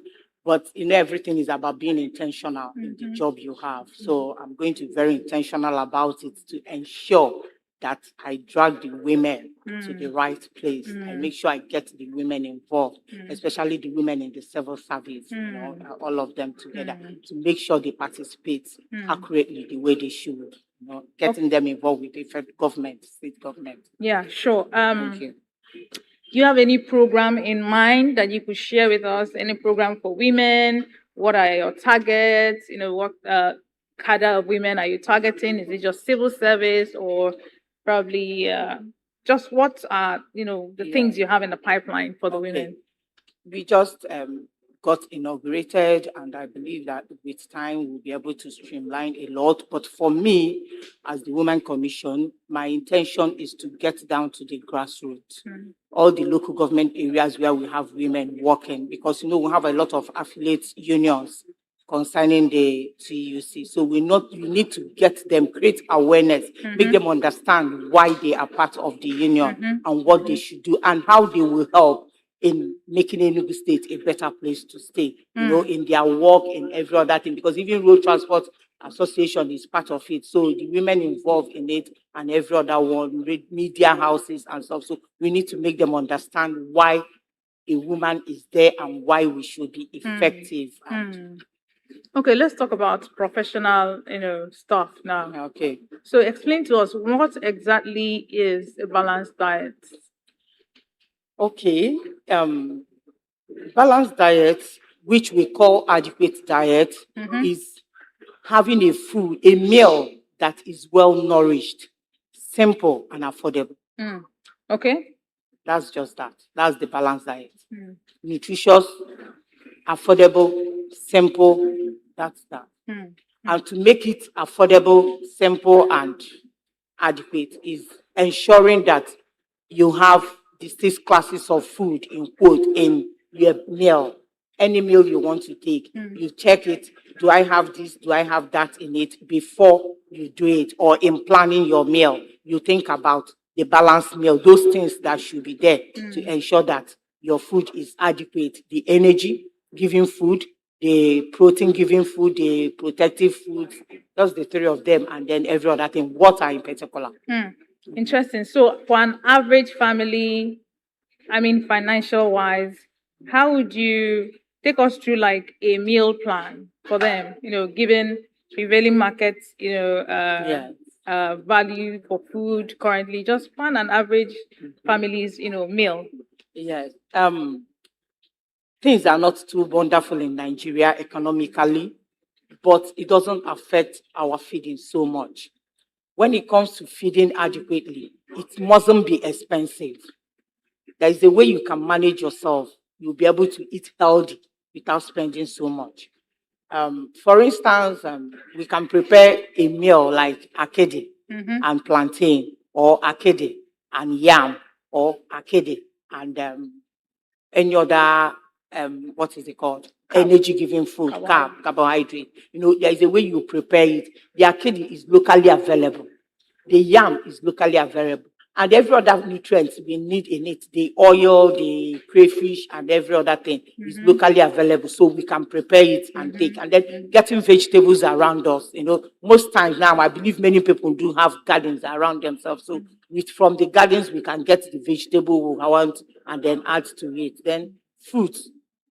Then we are done with the balanced meal. Then you can as well look at it from the angle of oba, bambra nut. Bambra nut is very proteinous and it has carb too. And then the oil you are adding in it is fat and oil. Then the pepper and the salt and 3 of them, they are okay. And then the vegetables, some people create fiber and then get the nutrients part of the vegetables. Then you are done with it. It's like a whole meal, And in the very medium or low class income families, like in soccer people, there is a way they prepare their own. It looks like pottage yam, udi, abia. Around that corner, they have a way of doing it, and it comes out like yam, like oba and sauce. So you have a variety of ways of eating it, and you still get adequate nutrients from them. It's very among the low affordable foods you have locally available. Okay, so for a diabetic, how would you plan his or her meal? Yeah, you know that when it comes to being a diabetic patient or somebody living with diabetes, you can eat any food. It depends on who is managing you. You can eat food depending on who is managing you. The person is free to eat beans, yam, rice, bread, oats, anything you can talk about. It depends on the quantity you consume. We call it portion control. When you see a dietitian, of course, you must have seen a doctor who refers you to a dietitian, and then they place you on a particular kilocalorie. With that kilocalorie, the dietitian will be able to place you on the adequate quantity of food you are supposed to eat. We call it portion control. Whether you have to take 2 slices of bread, whether you have to take 3 slices of bread with vegetables or egg, any other thing, you know, we can do that one. So the same thing applies to rice. You don't need to avoid any food because one is diabetic, except there is another complication attached to it. You know, sometimes people will have diabetes and at the same time hypertension, diabetes and kidney problems. So you have to consider this other illness and this before you now tell the patient that you are going to avoid this or don't eat this. But you know, many people, they just say that diabetic patients don't eat rice. They avoid the rice. They say they don't eat carbohydrates. They avoid it in so many places, but it is wrong. Until you meet the person, dietitian that will direct you properly with the doctor, you will not be able to say, this is why I will not take this. So there are many dietary or diet fads. A lot. Right? A lot. I'm thinking of one now. I'm thinking of A lot. ketogenic diet. Yes. Tell us about that. Yeah, you know, when they come about this ketogenic diet, it should not, I believe the doctor should be the one prescribing ketogenic diet. But most times, everybody, you know, when things is trending, everybody wants to key in. If you ask a medical doctor, she will tell you that it is a way of managing a particular ailment. It is not just what you want to do for yourself. And it is even expensive to maintain. That is why it is not sustainable. If you go and check for all those people that were in quote, keto, you are no longer there. You understand? How much is your salary that you will now eat 5 eggs in a day and then eat meat? With this situation in this country now, you understand? So most times, you know, anything that is trending, everybody wants to key in. You know, like now, they say that exercise when you are watching your weight or doing exercise that you trim down. But it's a fact. Because if you are doing your exercise and you are not maintaining the kilocalorie intake, you will never go. After exercising, you come back and replace it with the food.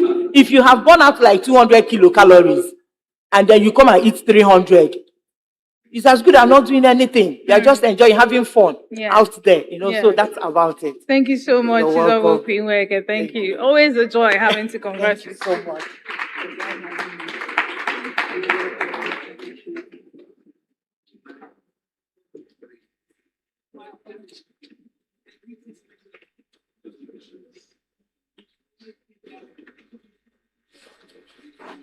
So before we get into the conversation, might I plead with the audience to try and keep it down with the noise, all right? So we don't distract what's going on here.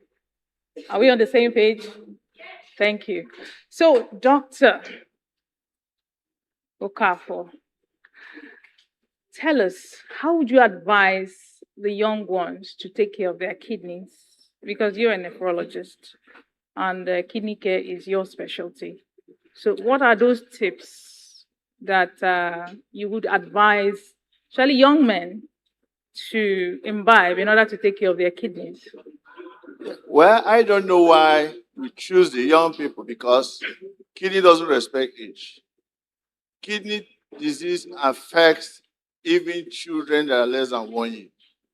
And kidney disease obviously gets worse as you get older. But the key to your question is that it's basically the same thing that will tell both the young and the old in taking care of their kidneys. One is that we try to also to educate them to avoid those injuries that can also lead to kidney diseases. Usually, we always say there are about 3 masqueraders. When we're talking about chronic kidney disease, basically chronic kidney disease is what most of us hear about. People have kidney disease every day.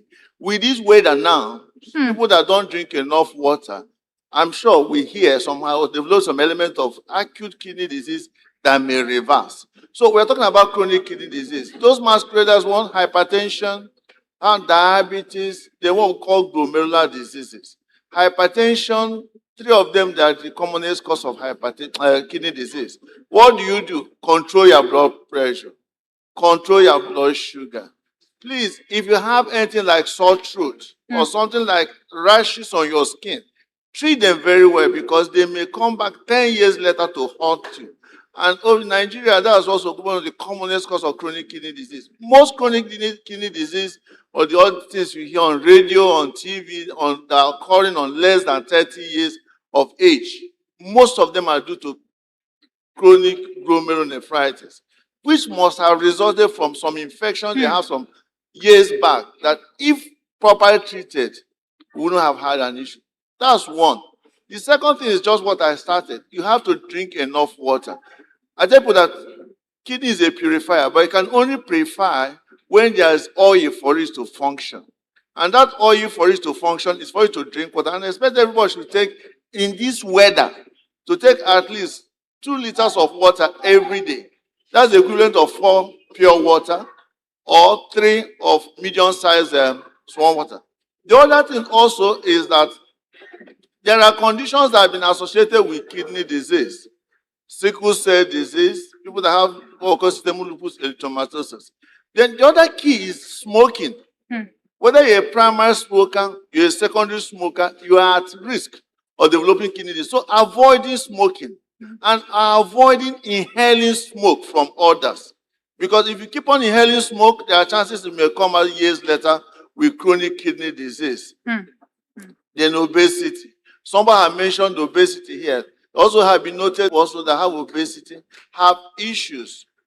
Later, they are at more risk of developing chronic kidney disease than those that are not obese. And like men that have things like prostate, please, if you have prostate, try as much as possible to reduce that prostate causing obstruction or urine flow. If you have fibroid in women, reduce also fibroid causing obstruction by also doing what is needful. Then finally, I will go back again. Please, if you've not taken enough water today, take water because you are preventing kidney disease. Wow, interesting. So, what are the earliest signs of kidney disease? Yeah, well, the earliest signs of kidney disease, I will tell you, but of note, is that kidney disease initially don't come with any. I will also advise people to check their kidney, especially if you are 50 years and above. And the earliest sign you have may not be specific. And that's most times patients present to us when they must have treated typhoid, treated malaria that never responded. By the time they are coming late. And what are those signs? Weakness. They come in, they are obviously weak. They feel ill. They lose interest with the environment. Some of them, they lose appetite. It migrates from start vomiting, especially early in the morning. Then the next thing also is that they walk off fluid overload. They start having swelling. Wake up in the morning, your face is swollen. People may say that you slept much. It's not. It's the early sign of kidney disease. The swelling may get down and affect your legs, and affect your tummy. You may have itching, recurrent itching that is in there, that is refused to go. Maybe that look, the kidney is not excreting as it's supposed to excrete. Then you may have urinary symptoms. You may pass blood in urine. You may pass urine that looks like coke. It's not because it's not taken, it may looks like coke. That may just be blood. And if you urinate and urine foams, urine normal bubbles. But if urine foams, you urinate and you turn back and still hanging, that early sign that you're having early features of kidney disease. There are also some urinary things that also mere alert. You are urinating and probably you urinate so much at night. You cannot hold urine. You have to rush, and it things also that will tell you you have to be, please, kidney may have problem. Also, if I saw a patient today that for 3 months they were transfusing blood, and it took 3 months before they should check the kidney and find out that it's the kidney disease that was leading to the blood being transfused. If anything leads that your blood that cannot explain that why your blood is going down, please think of kidney disease. And if you never had hypertension, and suddenly they say you have hypertension, it may be stress, it may be anything, but please think of kidney because kidney disease is one of the commonest causes of hypertension. So why is it that the prognosis for kidney disease is very bad? Almost always very bad. Yeah, Very fatal. from what you just said, in our environment, Mm. with multiplicity of factors, people present late. I saw a patient also yesterday. That patient had delivered, had what we call acute kidney injury from birth. But because there was no money and there's ignorance, they were in one hospital at Nsukka. And by the time they came here, it became irreversible. There's nothing anybody can do. So the primary thing is that people present late.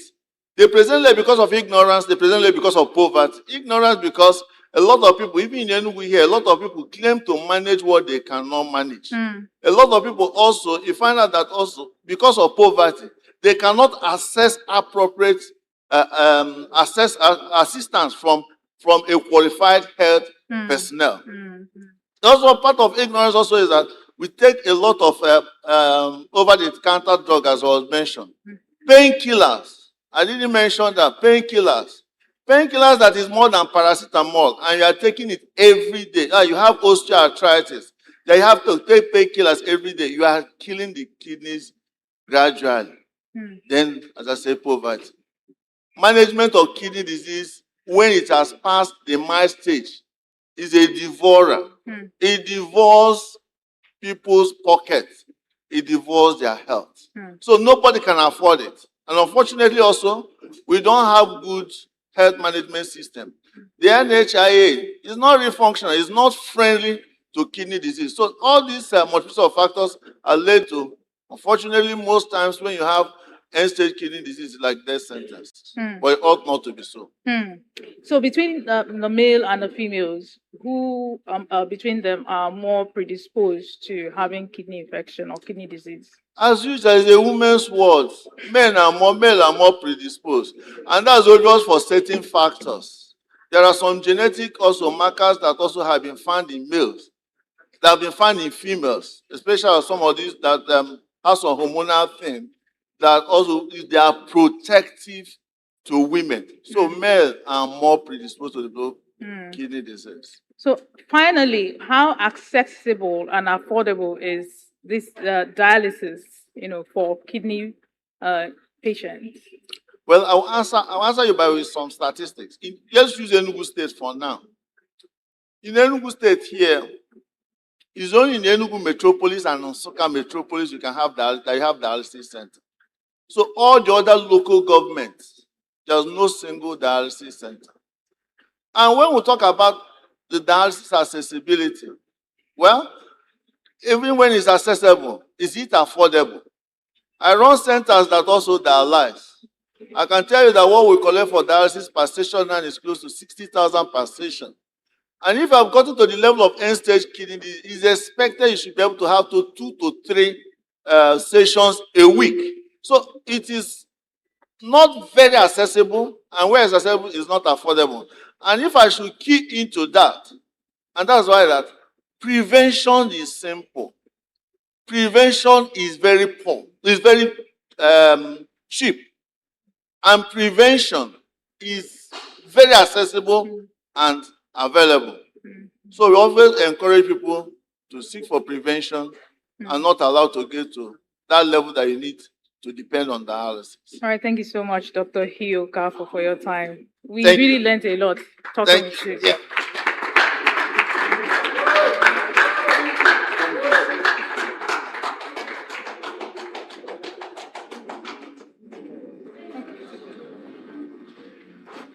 So there was a question I posed to someone, an interviewee before now, and I asked her, what's the difference between a chiropractor and a masseuse? So I'm going to pose a similar question to you. What's the difference between a chiropractor and a physiotherapist? Okay. A chiropractor deals with bone and joint alignment. Basically, that's what they do. But a physiotherapist is broad. We deal with muscle issues, we deal with bone issues, we deal with movement issues, joint issues. So they are very, very different, but similar in a way. Great. So what would be the most most prevalent musculoskeletal issue when it comes to human beings? I would say low back pain. I've seen it a lot in a lot of my patients, basically elderly patients, they always come down with low back pain, maybe because of lifestyle, occupation, profession. Yeah. All right. So someone who is just starting to experience low back pain, what would be your advice to this person in terms of exercise? In terms of exercise. Okay, in terms of exercise, there are exercises you shouldn't attempt if you're experiencing low back pain. All right. Exercises that involve bending, you shouldn't try that. And then, when it comes to low back pain, there are different things that can cause low back pain. So if I'm to tell a person or I'm to educate a person on low back pain, I'll give you exercises that you can do to help you. And I'll give you exercises that are going to be bad for you. I'll tell you, I'll educate you on that. That's basically it. Okay. So tell us about sciatic. I hope I pronounced it correctly. Yes. Sciatic nerve pain, because you would help me with the name of the condition. Yeah, sciatica. Sciatica. Yeah. Tell us about that. Okay. Sciatica is when there's a compression to the sciatic nerve.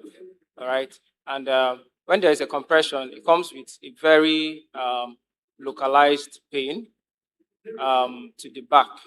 All right, so the person starts feeling pain, and sometimes the pain can be referred. It can be a radiating pain. What I mean by that is that the pain can go from the back to the leg and back. You get so sciatica is big. It's almost a symptom. It's almost a symptom, and it's something that you can manage with the proper treatment. So for you, what's the most interesting aspect of your job? Result. Once I treat a person or a patient and I see that you are getting better, and I've practiced for almost 5 years, and in my line of experience, I've had at least 60 to 70% progress in my patients. All right. So whenever I see that a patient of mine is progressing, that's what I love most about my job. So can you run us through the scope of patients that you treat, that you have gotten this level of success? Is it just trauma or neurologic issues? Just let us know the scope of patients that have come under your jurisdiction. All right. Mostly I've treated neurological cases, mostly stroke cases. I don't know, it's very rampant these days. I've seen young people with stroke, I've seen old people with stroke. But the good thing about it is that I've seen people recover from just lying down to actually ambulate, to be able to walk. Yes, in fact, recently I had a 71-year-old that came down with stroke.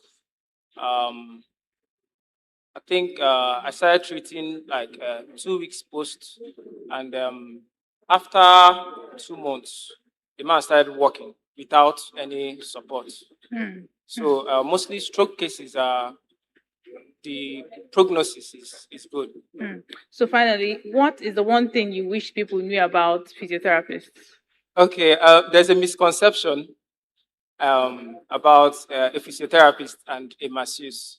Once you tell somebody you're a physiotherapist, they'll start asking you, do you massage? I'm having pain. Are you going to? So I feel there should be an awareness of who a physiotherapist is and when people should visit a physiotherapist. I was talking backstage with somebody, and the person told me that I think I'm the only physiotherapist that has been on the show today. All right. So that shows you that the awareness is very low. A lot of people don't know about the profession. So I feel like there should be an awareness for physiotherapy. All right. Thank you so much for your time. You've been really helpful. Thank you.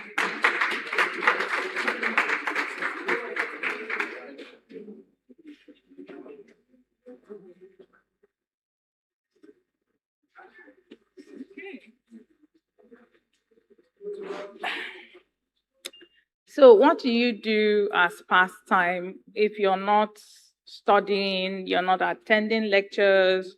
What do you really spend your time on? Okay. Basically, I spend my time in research, like researching about my field of study. I also dive into tech, like technology. I'm not someone that is interested in tech and what and its implications. Okay. So, what aspect of tech interests you? Okay. AI engineering. Okay. Okay. Okay. So, where do you where would you like to see AI come to play?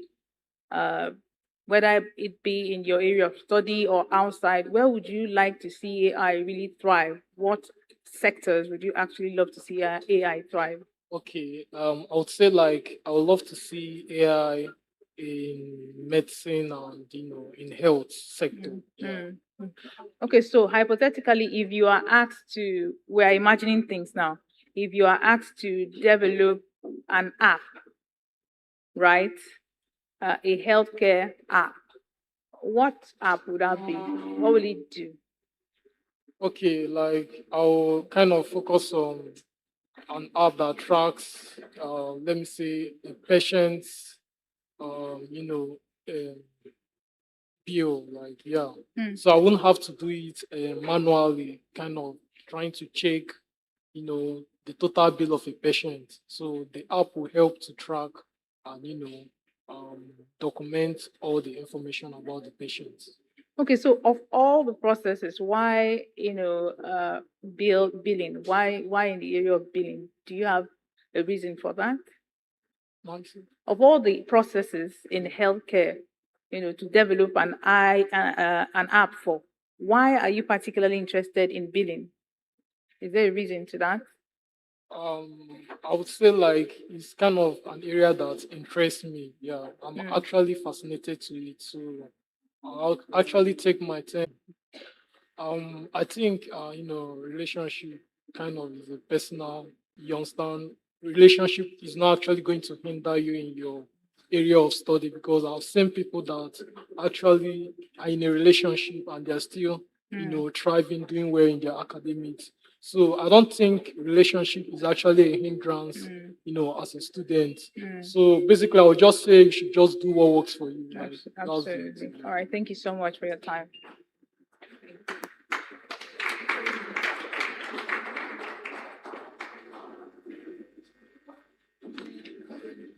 Down. So there's no guy that doesn't like a sport. Okay. So tell us what sport interests you the most. Okay, to be honest, I'm not a sports person.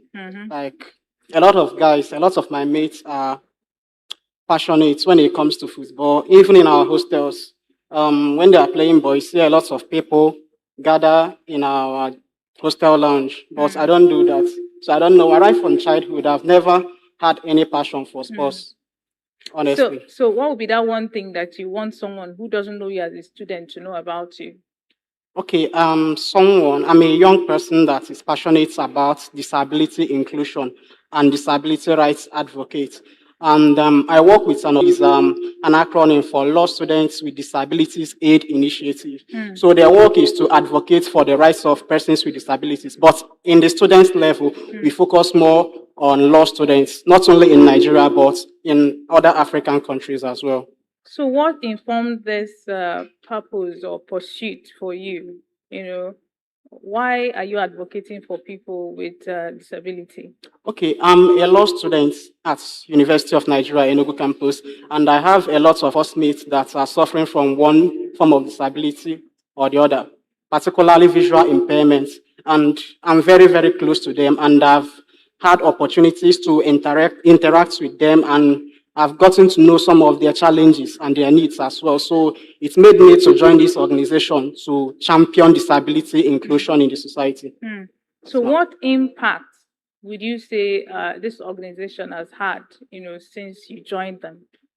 Okay, so I would say they have created the Loss and Aid Ambassadors Network, and I'm currently the assistant head of Ambassadors Network for Loss and Aid Initiative. So these ambassadors help us to advocate for the rights of persons with disabilities and spread our messages across their campuses, because we are not only based in Nigeria, but in other countries as well. So during the last time we called for applications, we also received applications from outside Africa as well. Like from India, I saw applications from India. I was like, wow. So yeah, the fire is spreading everywhere. So how do you get funding to support your programs and your projects? Okay, so we reach out to organizations. We ask for partnership. That's basically how we get funds for our projects. So we reach out to organizations. Okay, so finally, what impact story can you tell us, going by the fact that you have been working with this organization and you have been carrying out projects? Is there any story of Okay, impact that you can tell us? back then when I was in first year, I was very, very afraid of speaking in public. Like I was a very shy person, but right now working with this organization now has made me to be bold when it comes to public speaking. Yeah. You get so right now I can say that through these advocacy campaigns, I've gotten exposed to public speaking and I can confidently speak to a crowd without fidgeting. Well, congratulations to you and thank you for Thank coming you, on the ma'am. show.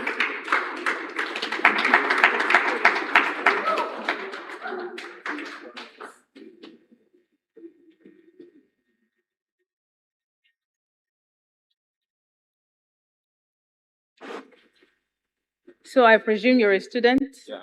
Tell us, what is your course of study? I'm a student of medicine and surgery. I'm my second year, so still in preclinical phase. Well, student of medicine and surgery. So why medicine and surgery? Was it mommy and daddy that said, look, you must be a doctor? So what's the motivation for you? Okay, the thing is, most of us, if you ask us, there's this generic lie everybody used to say. I'll call it a lie. Because you ask some people, why did you choose medicine and surgery? Like my classmates, someone will be like, because I want to save lives. I like helping people. And most of us, we were 5 years old when we started to become a doctor. So basically, that cannot be the reason. Like, it might be part of it, but it cannot be the main reason. So most of the times, I'll say there are a lot of reasons. But the first factor is experience factor. Like, we cannot deny that. Because at times, a father now or a mother now can have like 5 children. And from birth, can just start calling this one a doctor, call the other one a lawyer. There's no way that we call you lawyer or doctor for like 10 or 15 years, and then you now grow and say you don't want to do it. In fact, in your mind, self, you know you want to do it. So, but the second thing is after your parents say so or they said so, making my own personal research was part of it, because I actually asked myself, this medicine that people are projecting that I can do, can I actually do it? Will I cope in this field? So, and another thing again was in school. Once you are like part of the top students, in quotes, teacher already assume that you want to become a doctor or engineer. Like they'll start saying, from junior secondary self, they'll start saying it. You be in science, you go to medicine, those kind of things. Yes, Even from your SS3 self, when you want to take your external examinations, they already assume you are going to put medicine and surgery. So it just happens, it just comes with it. That's it. So were you under some sort of pressure, even though it wasn't so much, to go into medicine? Yes, I was under pressure. I would say so, but it was minimum pressure. Because the thing was, me myself, I actually wanted, I found peace with it, like with that decision of studying medicine. But the pressure there is, for example, what if I was writing the WAEC now, for example, or UTME like the JAM, and I don't make the high score that they were expecting from me, because people already assumed I'm smart enough studying medicine and surgery. Imagine that I wrote those examinations and my score were like very minimal.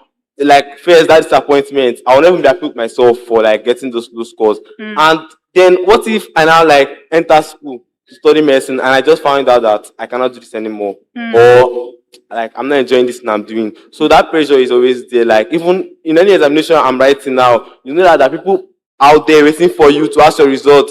You know, your mom and dad are going to tell auntie and uncles, my son is going to become a doctor very soon. Those kind of things. You cannot just afford to face. So that pressure is there. Like there is pressure. There's always pressure. Okay, so if you were not studying medicine, what else would you have been studying? Well, that's the high question now, because I don't know. But maybe if I was not studying medicine, like personally, I might maybe study law. Because first, I have all those interests in all these human rights that you see online. just arguments with people, those kind of things. So I might have wanted to study law, but I don't see myself studying law, sha. Medicine is okay. Okay, so what's your relationship with social media currently? Social media, it cannot be offensive. Like this generation, should I say we're addicted to social media? Because there's no way. Even as a medical student, people will say something like, if you spend your time on TikTok, they lie. We'll still have time to just scroll aimlessly. Like we're not looking for anything, no. We're not bored. We just want to scroll and just see what's happening. We see, but the problem is, as someone said rightly, that social media is now a dump or something like that. There are a lot of misinformation, like maximum corruption. Like you can just be scrolling and see something very bad and be like, how did this thing come here? I thought this algorithm is supposed to predict what you like, not just bringing random bad things to you. Or something that is clearly a lie. You just see something that, like, I can see this information and multiple posted it, and I'll go and make my research, and it's actually very false. That thing is not true. Yeah. So that's not about social media. So, and as they say, don't believe anything is on social media at all. Even those celebrities too. Like, I used to minimize where I watch about them because they're also deceitful. Like, Yeah, I get. Now, in the course of this interview, you've seen a lot of doctors, nephrologists, ophthalmologists, pediatricians, cardiologists, even cancer doctors. So, where do you see yourself specializing after med school? like I have two options. One, radiology. First, radiology, I know he's talking about X-ray, all those kind of things, sha. And second, surgery. But why radiology is going to be my top pick is because according to what I know or what I've heard, sha, radiology is more like technical and technological than others. So, and I also find interest in those technological things, AI, and other people, there's more pressure to them than radiology. And I don't like those too much pressure because one little mistake can cost people's life, and I know I don't want that kind of thing for me. All right, thank you so much. Can you put your hands together for him?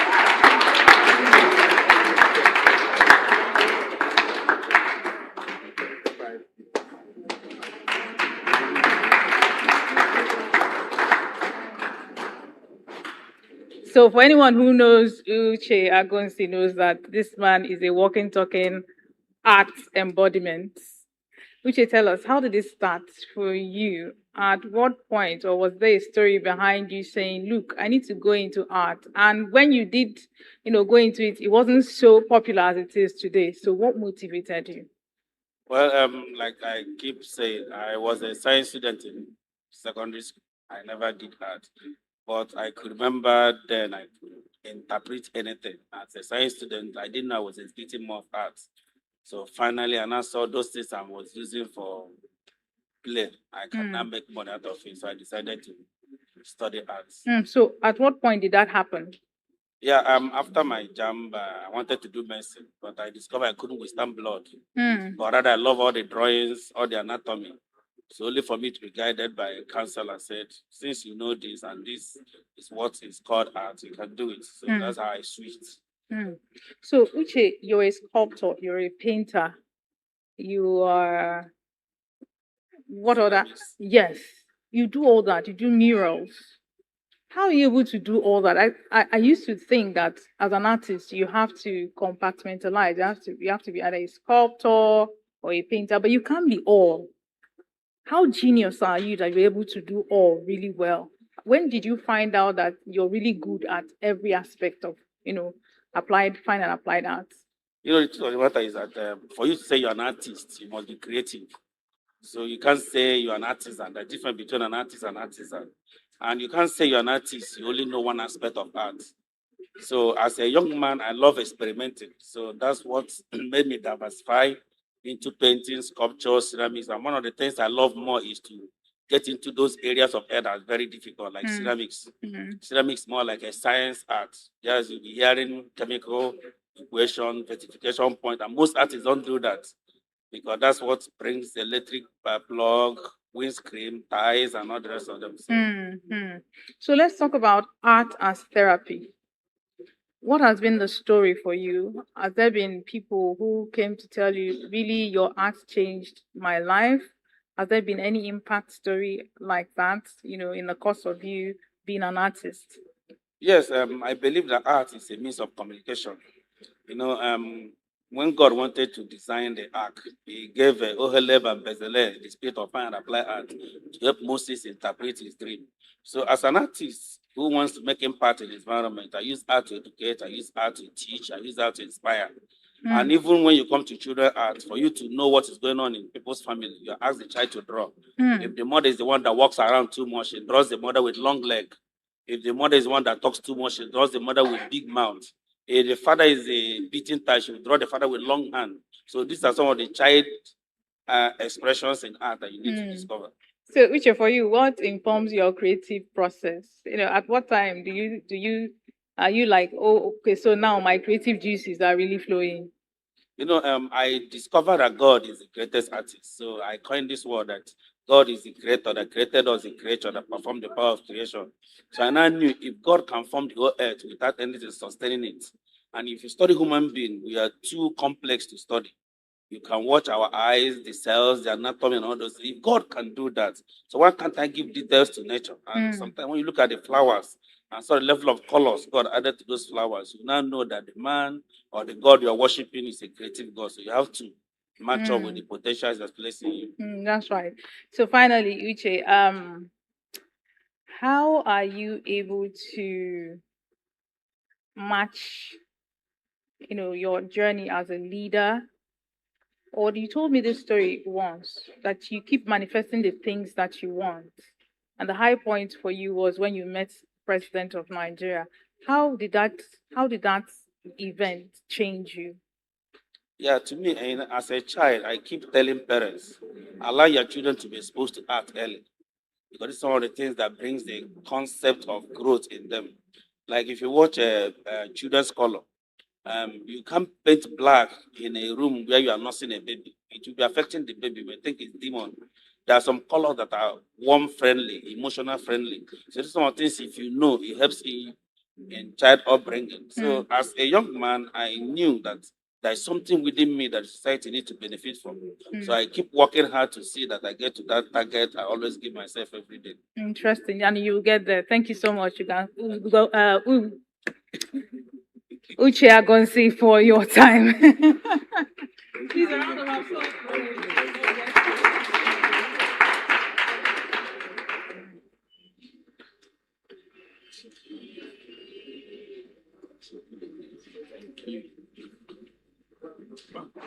All right, Weekender.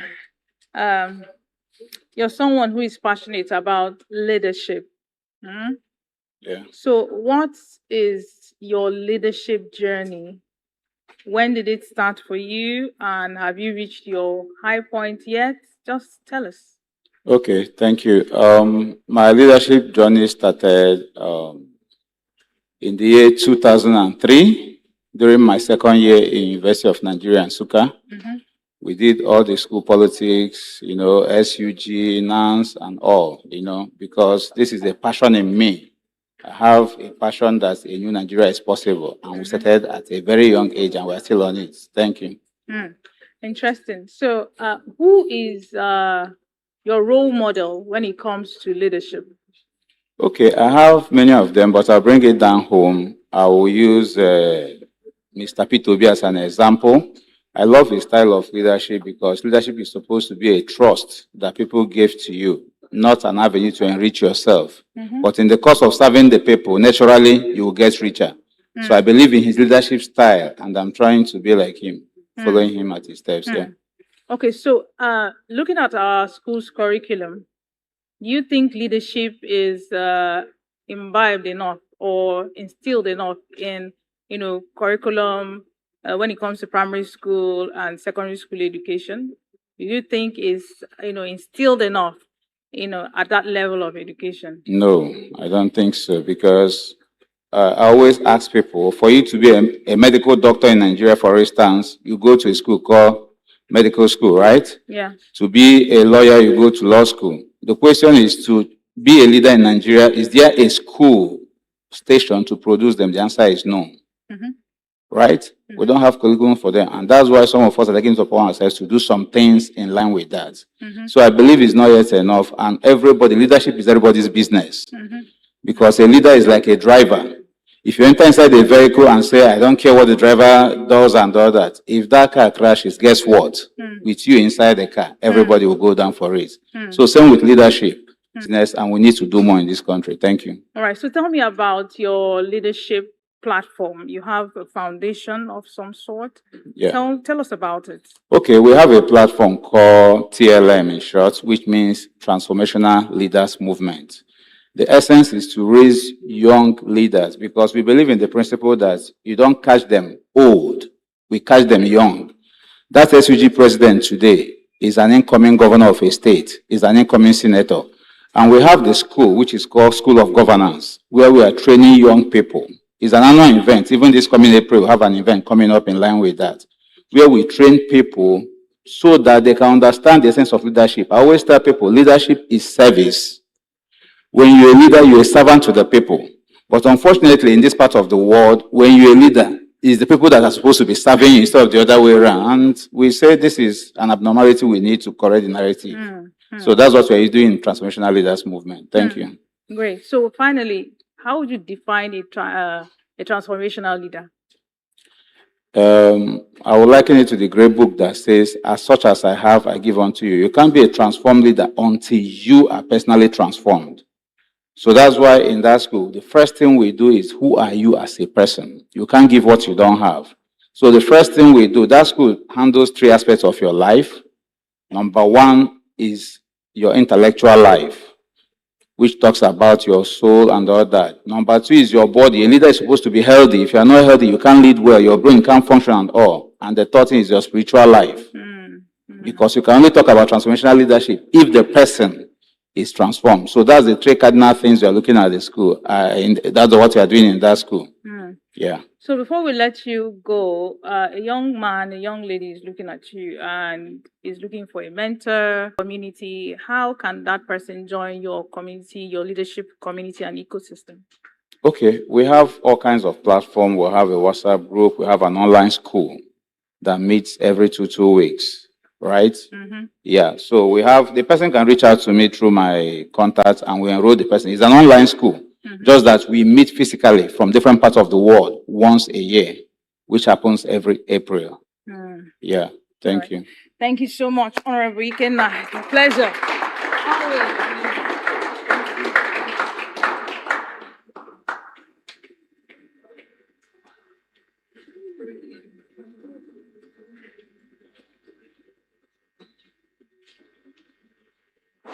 Hi, Amara.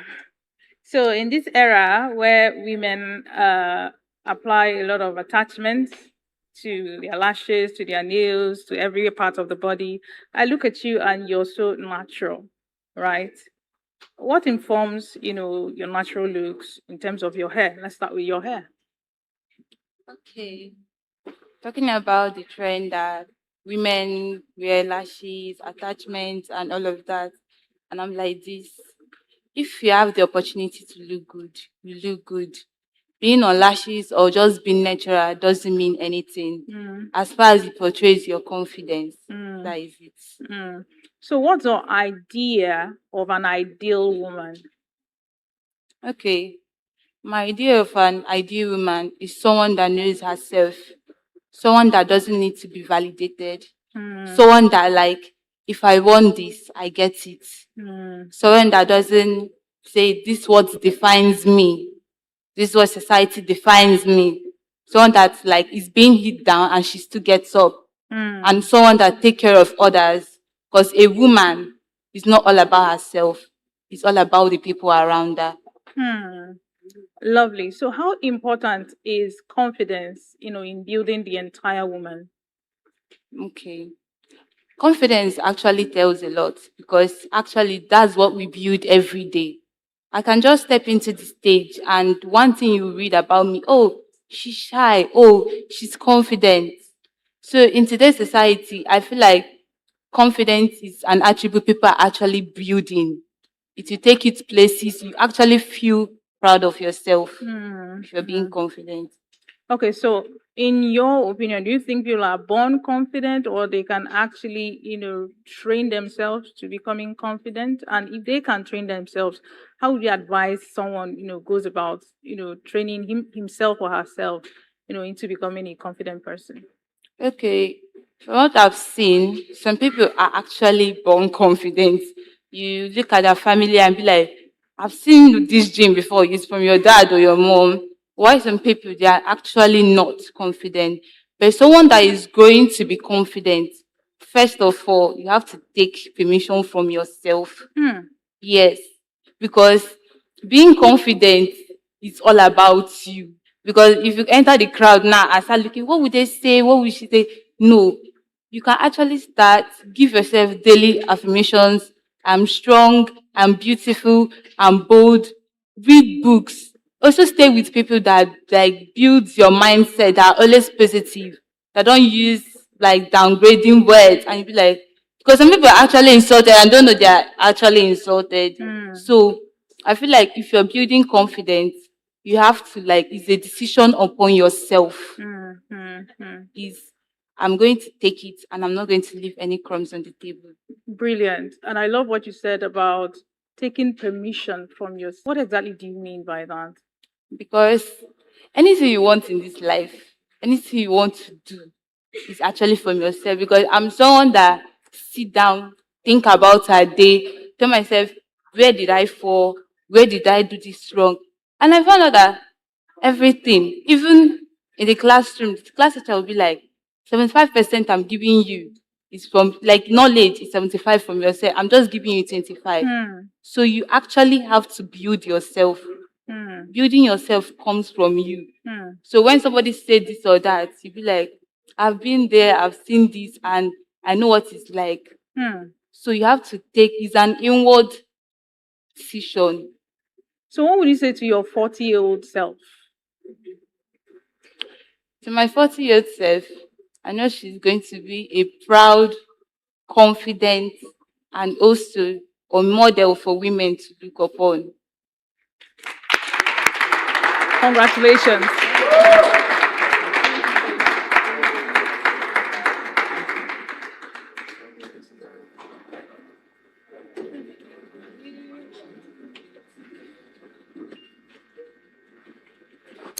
So tell me, what has been the most challenging thing you ever had to do in the recent past? Recent past. Okay. Like a decision I took in the recent past. Yes, or please. any decision. Okay. So I used to still do. I used to have an interest in art. Yeah. So, but I haven't really practiced a lot since because like a lot of things came up, life and stuff. So I kind of dropped it, not forgot about it totally. Sha. But recently, I like a recent resolution is to pick it up again, develop myself. So it's not a challenge, okay? It was hard to decide, so, but it's a decision I took recently to build my, let's say, talent or something. Yes. Care to share what that talent is? What is Art. that talent? I love drawing. Art. What kind of art? Realistic drawing. Paint. No, I've not gone into painting yet. Just drawing, like Okay, so live drawing. Yes. okay, so this art, this painting, is it extracurricular? Is it different from what you're reading in school? Yes, I am studying med lab science. I'm a med lab science student. So it's not just art. I also recently took a decision last year. I started sports. I started playing ball last year. So I used to be a person that is strictly school stuff, reading, academics. So I just took a decision to delve into other stuff, see things from a different perspective, something like that. So one recurring word throughout our conversation is decision, decision, decision. So what informs your decision-making process? Okay. Okay. It's just like the decisions I made. It's just self growth. Yes, Okay. self growth. I just okay, life is not just about stick to school, only what you study, Yeah. or books, academics. There's a, like saying go through school, let school go through you, something like that. So I just decided to take other things, not just look away from academics. Not like the primary focus is your academics, but do other things. Yes. Yeah. Yeah. Yeah, I get your point. But the question is, do you have a plan to follow through with some of these decisions you have made? If you have any plan, could you share with us? Okay. For the sports, it's just like a hobby to see how it is sometimes. But the art, yes, I do have a plan to follow through with the right tutoring, building, and funds. Yes, everything is funds. Yes. Okay. So where do you see yourself in the next 7 years?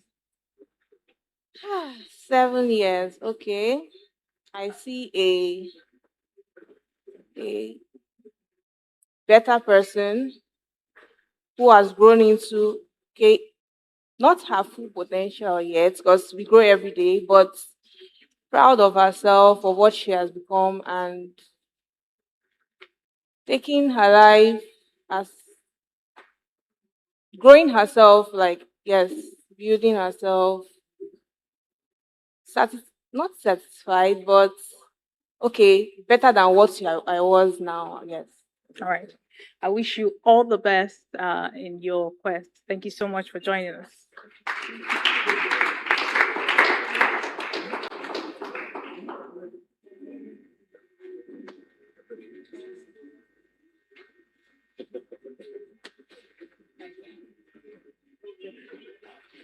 All right.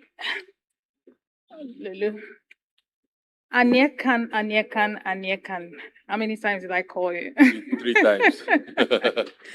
So tell us, as a sport instructor, as a fitness instructor, what exercises would you recommend for women over 40? Deadlifts. Every woman, every man, woman, child, animal, goat, chicken must deadlift.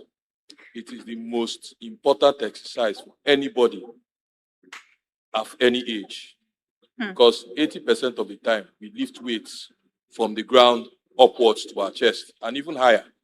For simple things like taking your shopping bags in ShopRite to carrying your baby and throwing him or her in the air. So deadlifts.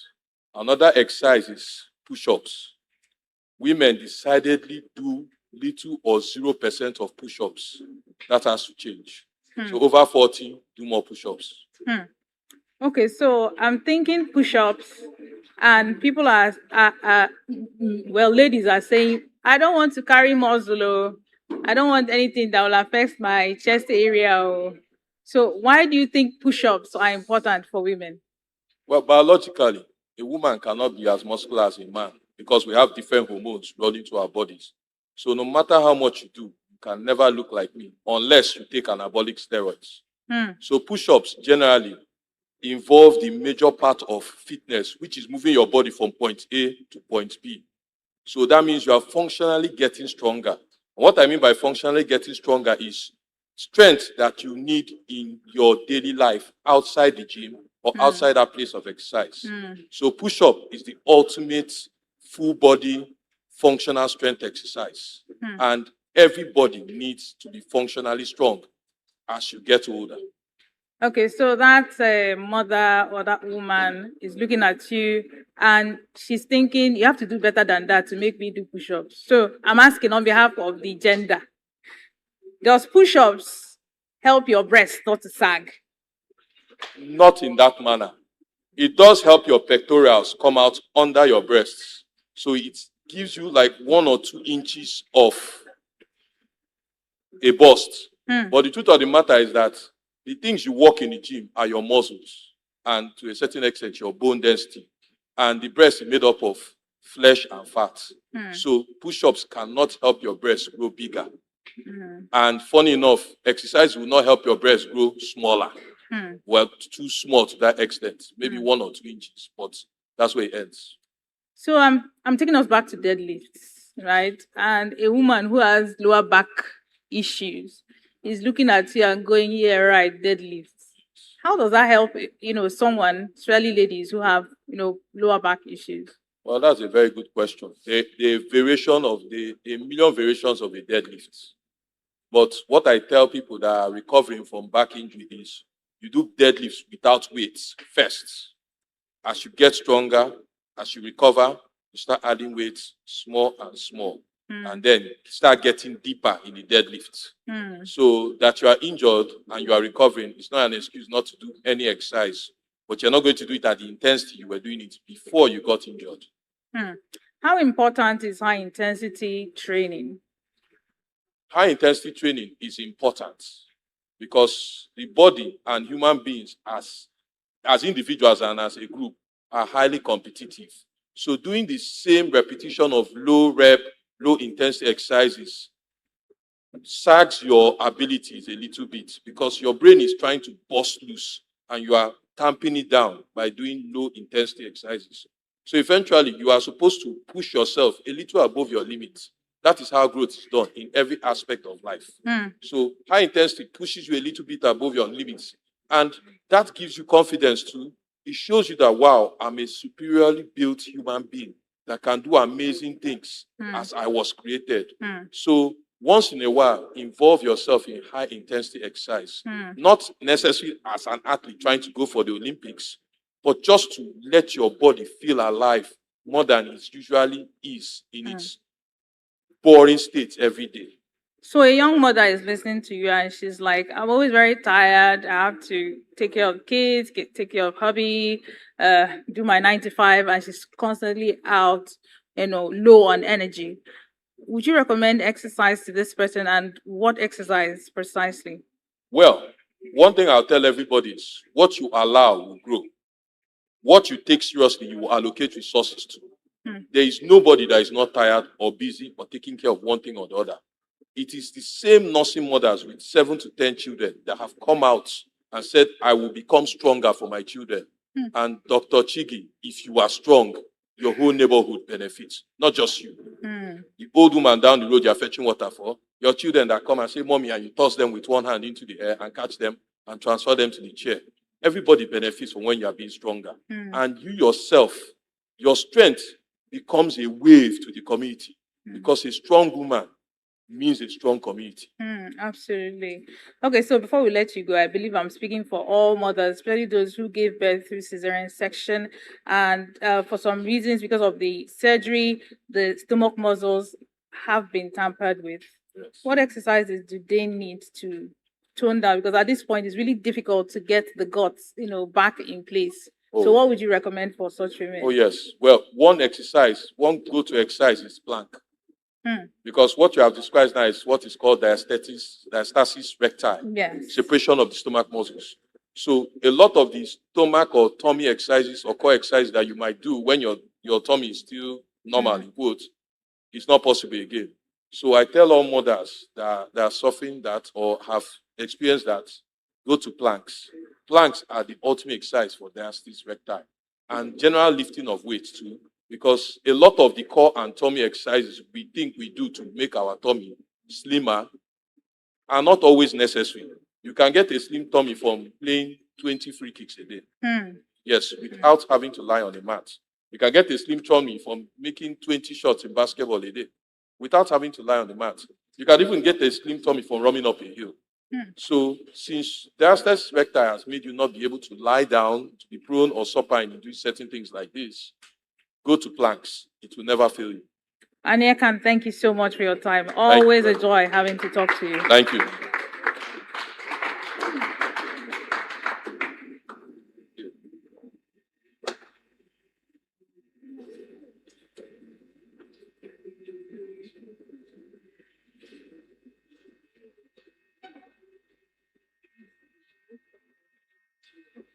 Are we up to 4 hours yet? So once we are 4 hours. All right. So thank you for joining us. So, what inspires you as a teacher? What inspires me is trying to impact the knowledge I have into young ones. Because and the values I have, most times elderly people say their values are dying.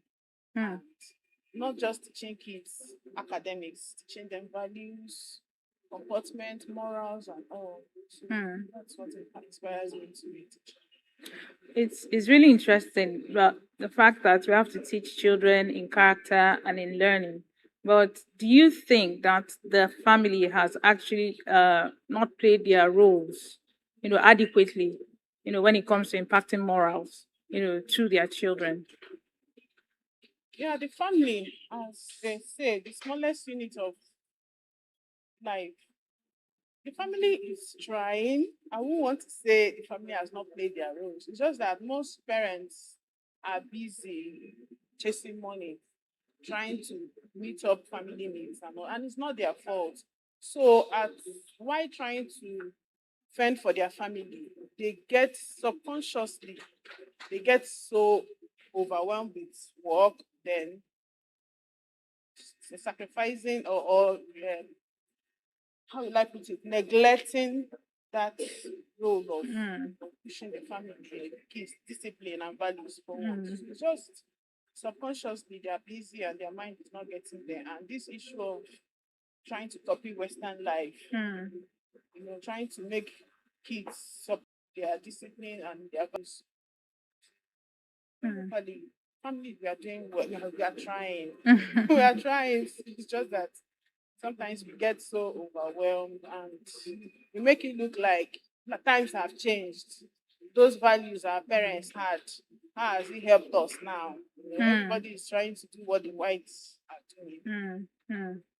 So, how would you advise a mother to balance work, family life, and also balance her own mental health, physical health, and I mean, everything that involves motherhood while, being okay herself? What would be your advice to mothers?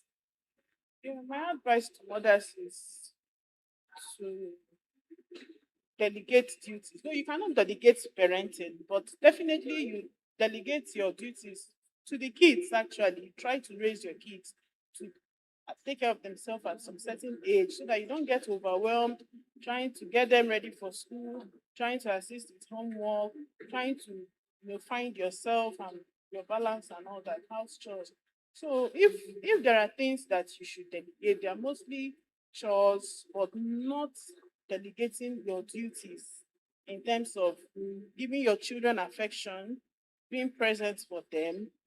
So those are the things I was once in a situation whereby I get so overwhelmed about having to take care of my kids, go to work, and still feel that have that satisfaction in doing what I love to do. So, but I would say at this time, I'm still finding it difficult, but I'm not where I used to be. So I have supporting husband, friends that will say, okay, let me drop my kids off here for some time and catch up with something. To have my first daughter, she's 8.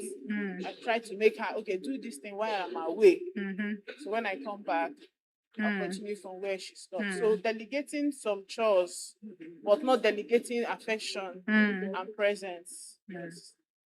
All right. So in this these times where postpartum depression is, prevalent, how would you advise a mother to, take care of their mental health? With the plethora of things to do, what are the, key, advice you could give to a mother? Get help. Get help from family, get help from your mom, your parent, your spouse. And also always find time to unwind. No matter how most people see me with my kids at events, I won't say because I have children, I'll sit at home and take care of them. Definitely, when you get them, when you go out with them, they'll mess things up. Take them for wedding, they'll mess things up, they'll spill the place and all that. But then, in trying to also unwind myself, I allow them, I carry them along. And if I'm going to a place where I'm not supposed to go with children, I beg my husband to stay with them. And sometimes my friends, I just say, okay, help, let me put them here for some time so that I can step out. So just finding time to unwind and exercise, I play music, and I also pray. Yeah, it's funny that in Nigeria we're so religious when you have to say pray for your mental health, but just find time to unwind and yeah, Okay. delegate some duties. Okay. So finally, what's the one thing you wish you knew before getting into marriage? Yeah, it's that question. They will say, "Akọwata hormone." Because really, when I actually got married, I got married for companionship. I actually wanted to be with someone I would talk to, cry to, and just pour out my heart to. So, but here in Africa, when you get married and the babies are not coming, they're asking you questions, seek help, gakunogu and all that. So then I had 2 miscarriages before I had my first baby. And when I had her, it was not overwhelming. I said, is this what it's all about? She would cry. I not talk of the days I have to be in the hospital with her. So it was really overwhelming. But my advice to young mothers is just enjoy the moment. Enjoy the moment, because that moment when they are young, you cannot get it back when they are grown. Yeah. You can't get it back. So enjoy the messiness, enjoy the cries, enjoy the moments. That's just it. So that when they are grown, be like you still recall when you were young, you used to cry, stuff like that. So I'll have stories to tell them when you're young. But if you're not there, I don't know, you won't have such memories, you won't have such stories. So just enjoy the Wow, thank you so much for your time. I appreciate you. Thank you.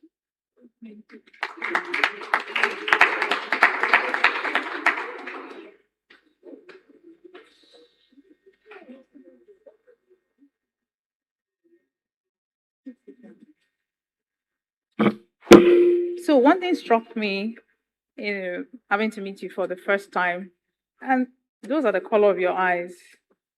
Are they natural? No, they are contacts. So, okay, so do you wear it for fun or they are medicated? They are actually medicated for myopia. For myopia? Yes. So how did you arrive at that? It's not something that is very common.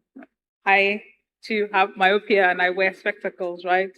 So why did you go for contacts? Oh, previously I wear glasses, but I noticed that it usually gives me injuries like at the corners of my ears and then at my nose.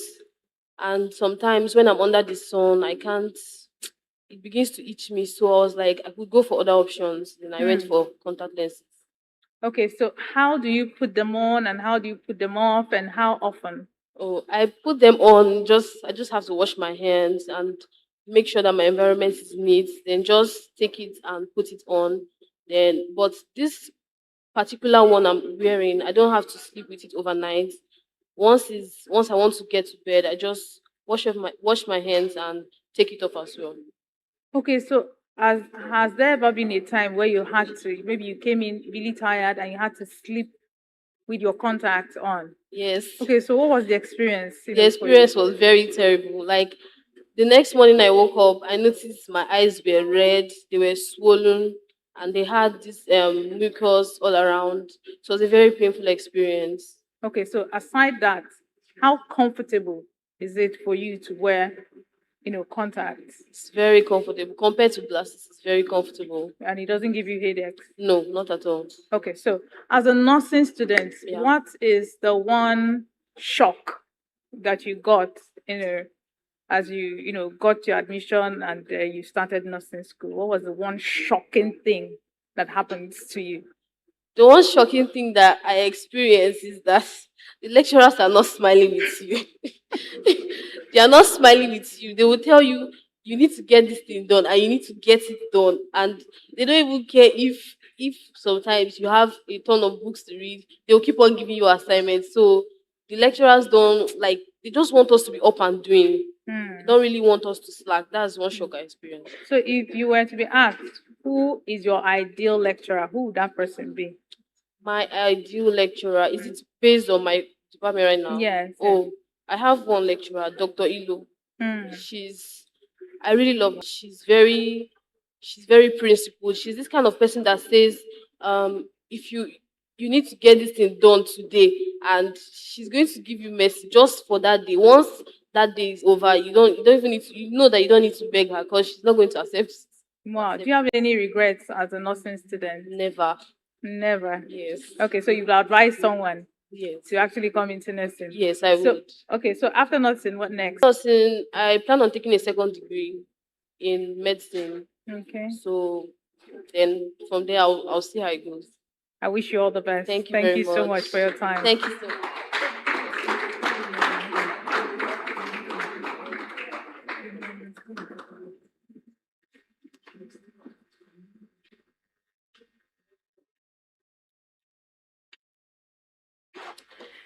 Thank you for joining us.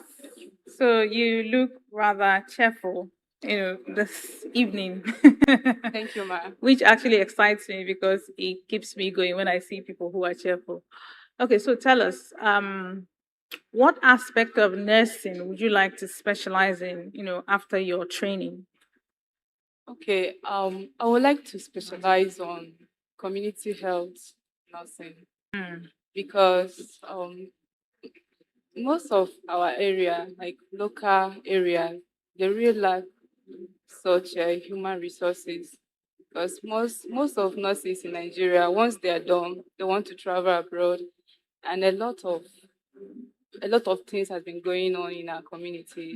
We lost our parents, children because of the lack of community health nurses. So I would like to specialize on that area where I can extend health help to those areas. So I'm touched and I'm surprised at the same time. You don't want to travel out, is that what you're saying? What is your inspiration? I mean, what makes you want to, stay back when you have all it takes to travel out and have a better life? Okay. Let me just start from the reason why I wanted to study nursing because and both died out of sickness. So I really want to know the causes, know how it can be managed because they suffered from malaria. So I want to know how it can be managed and also how it can be prevented. And one of the factors that lead to their death is because of the area they are living, the community. I was still a teenager then.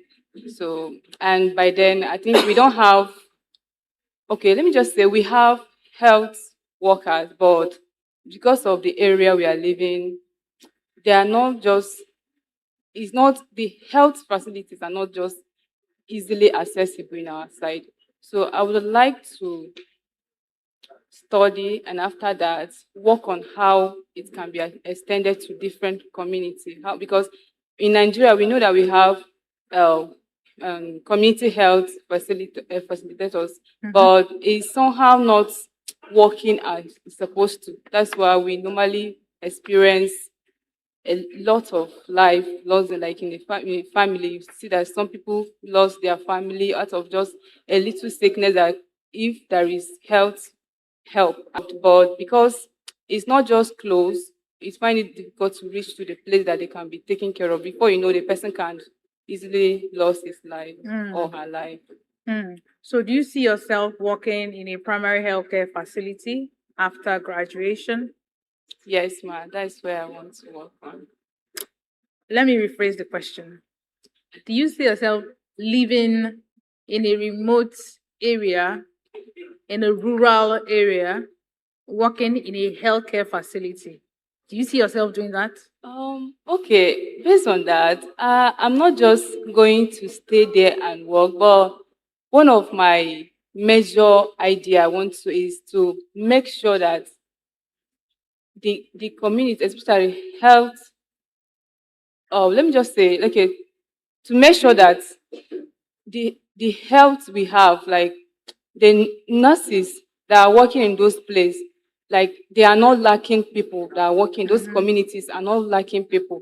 So if I happen to be in the position to do that, I will talk to people that I may not be in the position, or I may, but if I happen to, I can talk to people that can assist me. Like many health workers should be sent in those areas so that people will not be losing their life just because there are not health workers around that vicinity.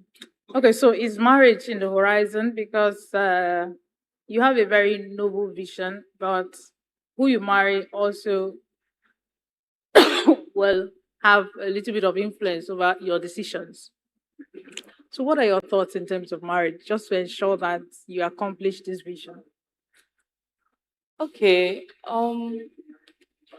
this seems to be personal somehow, but then I don't think I'll end up with a man who will stop me from my vision. Even from the time we are together, dating, you know what I want, and the person will, I also know what the person wants. So if if I discover that you're a kind of person that will stop me from achieving what, at least I will try to cut it off even before we go further. Okay, so finally, do you have younger siblings, and how did the demise of your parents, how did it also affect them in terms of their career paths? Okay, no, let me say I'm the last in my family, so I don't have younger siblings. Okay. So But you do have older siblings. yes, yes. So let me just say I'm the one that like is I'm well affected because I just want to study. Others are married already, but me, I was like, no, I don't just want to. I need something different from others. Yes. So it affected me a lot because I need to like cater for myself. I need to start business, gather the money, and enroll myself into nursing science. So you're seeing yourself through school? No, I'm still on the process. Yes, ma'am. Wow. All the best. We Thank you, wish ma'am. you, the very best in your endeavors. All right. God bless you, and thank you for coming. Thank you.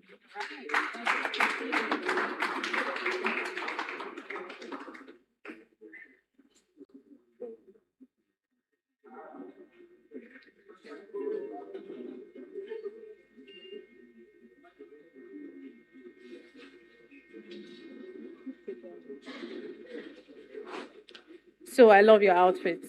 Thank you. I won't even lie. Thank you very much. So were you the one who designed the clothes? Yes, I came up with the design and told my designer. You should consider taking this thing as, as a business. I'll think about. Okay, that's fine. So tell us, as a marriage counselor, what really do you do?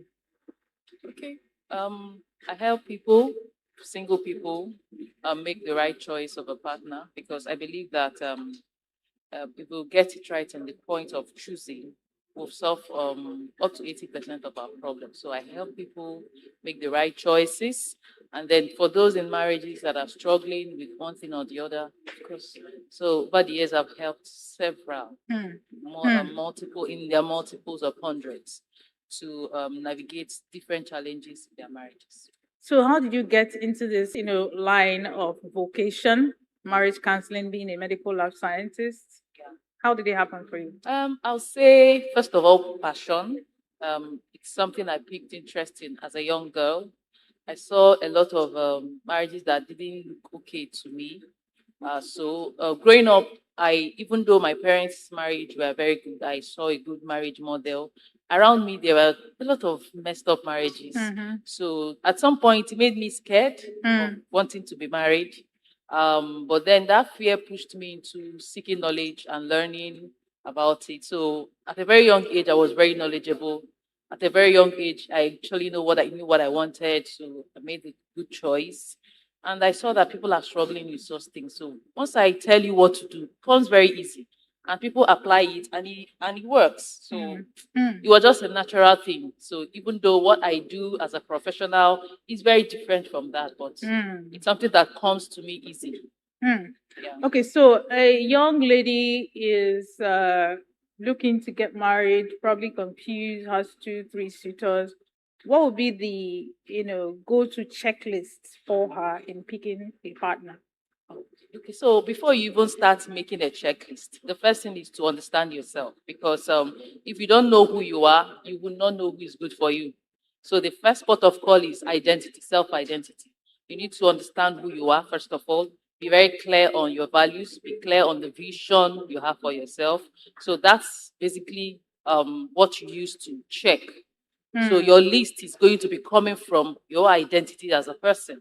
So if you are somebody who likes orderliness, you should know that that should be part of your list.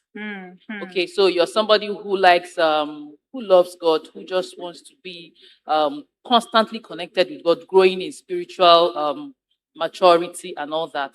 You should know. So your list shouldn't be coming outside of your identity. So your identity should be the first port of call. And then on the flip side, what should a young man look out for in his quest to getting a life partner? Yeah, just like the other person identity. Then for both persons, you're going to be looking out for somebody that will align. Alignment is the first port of call. So aligning with the vision, aligning with your values, aligning with your personality. Because if there is alignment in all these places, there's less friction, there's less tension. So even when we have challenges, the alignment helps us to solve those challenges. We glide over challenges. We gloss over challenges instead of allowing those challenges. So first is alignment, then character over chemistry. So because a lot of us will go for the chemistry, we go for the physical outlook. Oh, it is beautiful, but character first. Now we're talking about the person's level of emotional maturity, their level of emotional intelligence. Because marriage is one thing that will rile your emotions. Sure. So you need to be able to keep your own emotions in check. You're able to identify your emotions, and you're going for somebody who is also emotionally mature. So these three places, these are the very critical areas you need to look into. Okay. And then because every other thing can follow suit. Okay, so for people who are married but are having marriage issues and things like that, what are the processes you need to take them through, to be able to see what the challenges are, what the issues are, and be able to resolve their marriage? Yeah, just like in the health profession, when you come with a problem, we'll start with diagnosis. We'll start with finding where the problem is coming from, because there's different ways, there are different challenges people face. So we identify the problem. So if we're able to identify the problem correctly, we've solved half of the problem. So we identify what the problem is. Of course, you assure the people that you have a problem doesn't mean yours is worse. People have challenges. In fact, we all face one challenge or the other. So identifying the challenge, helping them identify the challenge, and then they begin to proffer solutions and to help them, go through the process. And of course, you need to be able to be willing to walk through the process, because it's a process. So what would you say is your success rate in this particular space? Well, not to gloat, but the success rate has been over 90%. And that's giving all glory to God, because at the end of the day, marriage is his brainchild. So with him ahead of you, helping you with issues. And the success rate depends majorly on the willingness of the couple to go through the process, wanting to do it. Because you can't help people beyond how they want to be helped. True. So if somebody is not forthcoming with information, you're not the Holy Spirit. You don't know what is going on. So you work with what is available. So people are able to, as much as they want your help, you can't force it on anybody. So as much as you want the help is available, and you're ready to go through the process. Of course, success is sure with God on your side. Wow. Thank you so much for your time, and thank you for the good work that you are doing. God bless you. Thank you.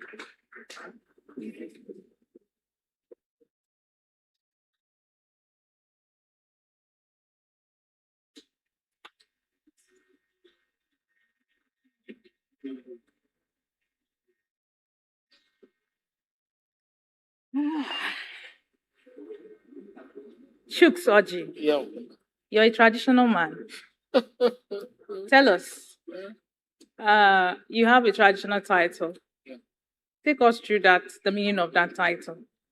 Okay. I'm a pharmacist. I became involved in leadership, community leadership, when my people felt it was necessary for me to come and help them organize the community. I'm from Nach, so coincidentally, I became the president general of my town, and for a long time we didn't have a traditional ruler. was vetted in a lot of crises. Community had a lot of crises. So there were several president generals before I came. They couldn't organize the process of getting a new traditional ruler. So I came in and took it headlong, and to the glory of God, I was able to produce a traditional ruler in less than 2 years of being president general. So on the day of the coronation, the traditional ruler, Igwe Sise decided to give me that title, Akaju. Yes. Akajugo. Star boy. That So was a good you, one of them. yeah, so you say you're also a pharmacist. Yes, I am. Who is a pharmacist? Okay. Pharmacist is one who's trained, first is a graduate who's trained and should have requisite skill from training and is licensed to be a custodian, basically, of medicines and poisons. Yes. Of medicines and poisons. Care to expatiate on that? Okay. Yeah. Medicines, like we know, are substances that could change the physiological activities of the body and maybe to correct an error, which we call illness, or to enhance the activities of the body, physiologically otherwise, and could also cause harm to the body. So that's why some pharmaceutical products are classified as poisons. So when you go to hospitals or community pharmacy outlets, you have a poison record. Wow, wow. Okay, so what exactly is the role? Because healthcare delivery involves team play. Yeah. Yeah, there's a doctor, the nurses, lab scientists, physiotherapists, pharmacists. So in this whole interplay, what exactly is the role of the pharmacist? Okay, the role of the pharmacist in medical care delivery is diverse. But baseline, apart from the baseline responsibility, which is dispensing, which is what most people know about the pharmacist dispensing. In the old order, pharmacists were called dispensers, or those who worked in the pharmacy. But pharmacy education has evolved to inculcate patient care in clinical settings. So apart from dispensing, we have drug information provision, we have medication management, inventory keeping, patient counseling, and even the counseling of other healthcare professionals like the doctors, the prescribers, the lab scientists, and others. Because we have several areas where you need that expertise of pharmacists to help you get the best patient outcome. For example, special classes like in pediatrics, we need those adjustments. In geriatrics, in the old management of the old, in pregnancy, in renal organ deficiency, people who have renal issues, where you need those adjustments. So you need the pharmacist there to guide you on where you need to make adjustments to such patients. Yeah, interestingly, in the West, because you did mention something about clinical care. In the West, pharmacists normally are part of the team who go for ward rounds. How come we don't have such arrangements, in this part of the world? Well, I think it's basically because of a misunderstanding of role definition. Some roles are not clearly defined. You see pharmacists prescribing, you see doctors dispensing, you see nurses doing virtually everything. If the roles are clearly defined, the best clinical outcome will only happen when you have that multifunctional team working together. Everybody has a role to play. The pharmacist has a role to play. The physiotherapist has a role to play. The medical lab scientist has a role to play. Virtually everybody. The nurse has a role to play. The doctors, the physicians have a role to play. But unfortunately, in our setting, we seem to fear that people are coming to take over your role in the clinical setting. If you allow this person to come close, he's likely going to start doing what he's not supposed to do because our system is poorly regulated. Poorly regulated. And true to it, a lot of people have abused such knowledge.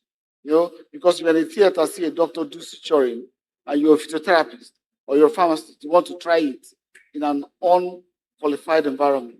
So I think that's basically the fear. Our environment is poorly regulated. So what is DTC? And what's its importance? Drug Therapeutic Committee. Oh, yeah. What's its importance in healthcare delivery? Wonderful. Drug Therapeutic Committee is very important because, one, basically it helps to control the supply chain system.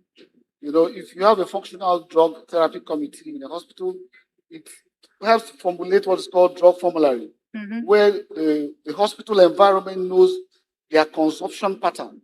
So they make sure that those things that are essential for them are readily supplied and the supply chain is maintained. Two, it helps to avoid abuses in prescription. So you don't prescribe because you want to sell or you want to make money. Start prescribing what the patient doesn't need. So it has a whole lot of benefits. A whole lot of benefits. Also helps to control expiries. Because if you know what you're consuming and you have the consumption rate, you don't overstock any particular item. So you cut down expiry, then overhead cost is reduced. Thank you so much, Chuksoji, for your time. Thank you. Thank you.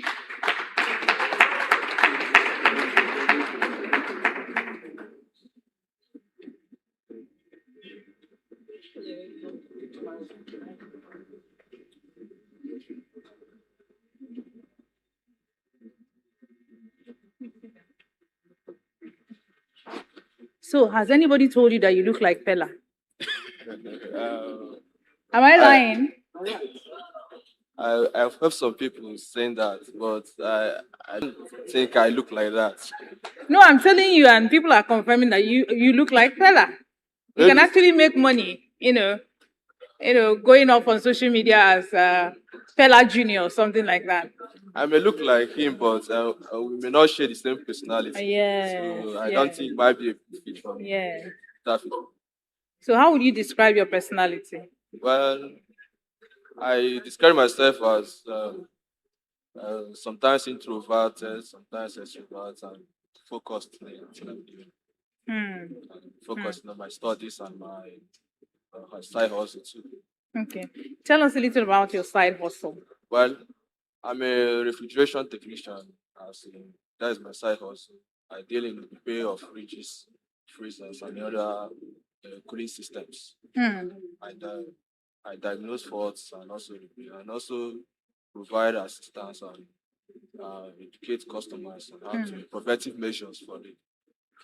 So, what took you down that pathway of being an artisan, skillful person in repairs of refrigerators? Well, it stemmed from from house. I was working with my father. Sometimes when we finished school, when I came back from school, I used to stay with him at the workshop, and then I'll be helping him preparing food. Sometimes I will stay by the side and be watching him. So that's how I learned that, and I developed interest in it. And as a student, even when we have holiday, I used to help him out at home. At least it keep me busy. It keeps me busy, and also I'll be.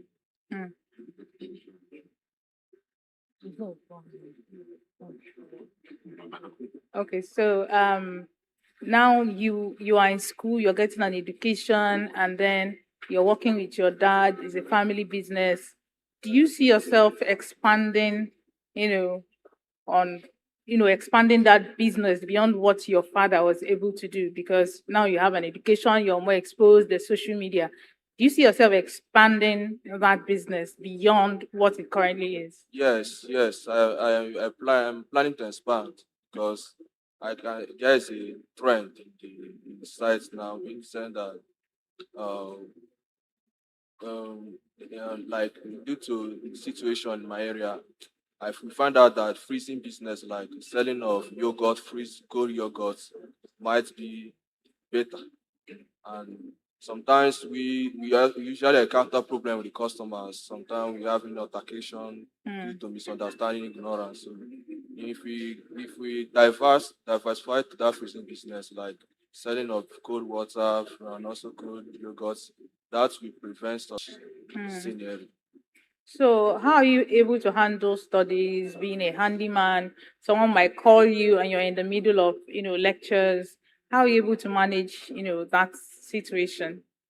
Well, um, time management. But sometimes it jokes like if I'm in lecture room or in a hospital for posting, I will not have any option. I will just be straightforward to the customer and tell him the situation I'm in and to understand me. So when you eventually graduate, will you get to the point where you feel like refrigerator repair is now beyond me and you're no longer interested? Yeah, it's mine. Yes, yes, because I'm in medical radiography side now. If I graduate, I may focus on that medical radiography, but still I will be running that freezing business as an entrepreneurship job. So with employees too. But that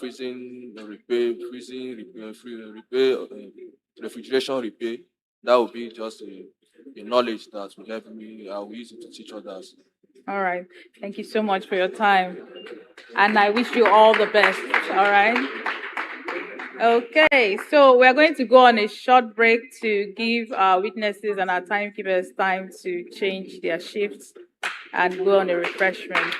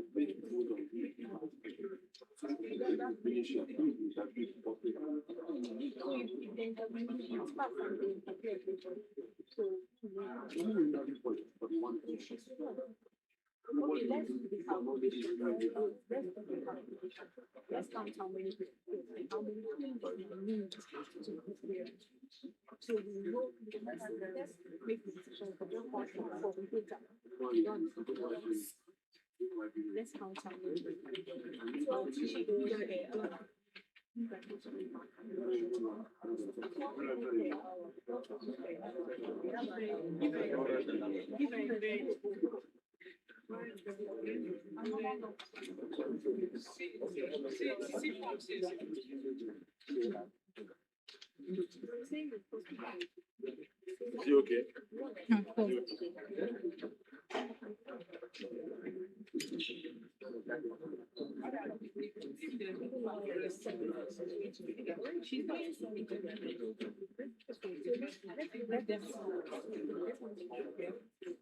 All right, are you ready? You guys ready?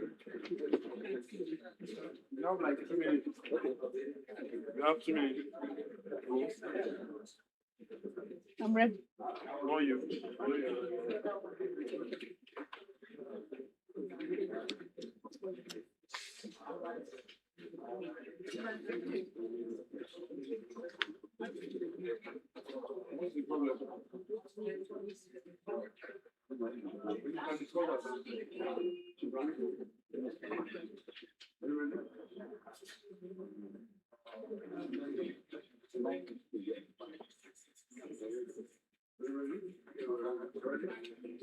Chiggy, I'm good. are I'm you good. ready? I'm good. I'm good. I'm good. Let's go. So with a round of applause, let's welcome our next guest. How are you? Please sit down. Thank you so much for joining us. All right. Thank you very much. It's All a right. pleasure. So tell me one embarrassing moment that you had, growing up or as a student or whatever, in whatever scenario. Okay. One embarrassing moment I have encountered as a young person. I grew up in the village, and there was this land dispute between my father, my late father, and my uncles. And it happened that there was a time my uncles gathered together, and uh, due to the land dispute, they involved the security people, and they came and arrested my dad. So that particular night, it was actually an embarrassing moment for me, because I know how bad I felt. I know if it were my power to do something, I could have done it, but there was nothing I could do. I just had to swallow the whole thing until someone came in for him. So what did that experience, that single experience, how did it affect your relationship with your uncle? Actually, I am a Christian, and going by the teachings of the Bible, that what someone if someone has done something bad for you, you should not, reciprocate in that same manner.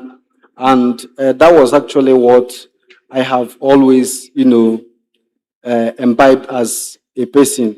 So anybody that has done anything for me, if it is evil, I always like to apply that biblical principle of not reciprocating in the same way. That's actually the reason why I am not having anything against any of them till today. So aside the principle of forgiveness, what other biblical value, right, guides you? Okay. Another biblical value that guides me as a person and as a student is this principle of not judging others, because you too would be judged. Each time I remember that if I go by judging people by what they do, that a time would come when I would be in the position to be judged also. I try to restrain myself. And that does not mean that if I see someone doing anything bad, I will not, tell the person or point out the negative thing that the person is doing. You understand? But it is not in the sense of condemning people that because they have done this, they have made this mistake, that, telling them that that is the end of their life.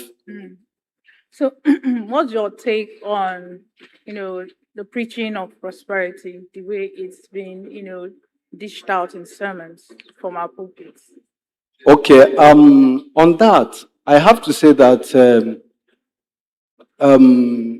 people are actually deviating from what the Bible has to say concerning prosperity, because they have this idea that once you are a child of God, once you have given your life to Christ, the next thing is to, get rich, enjoy. There is nothing like difficulties on your way. There is nothing like suffering. But that is actually against the teachings of Jesus Christ. And my own is that if you know that you are standing for God, you shouldn't expect it that everything will be flowing well for you all at all time. Even Jesus, he said that if he passed through difficult moments, if he encountered hardships, that we, the followers, we should also expect same. So, my own perspective concerning prosperity is not actually the same with what I am seeing today. And of course, I am actually not in line with that. So there are young people like yourself that feel that based on everything that is happening, that church has become scam. What do you have to say to those people?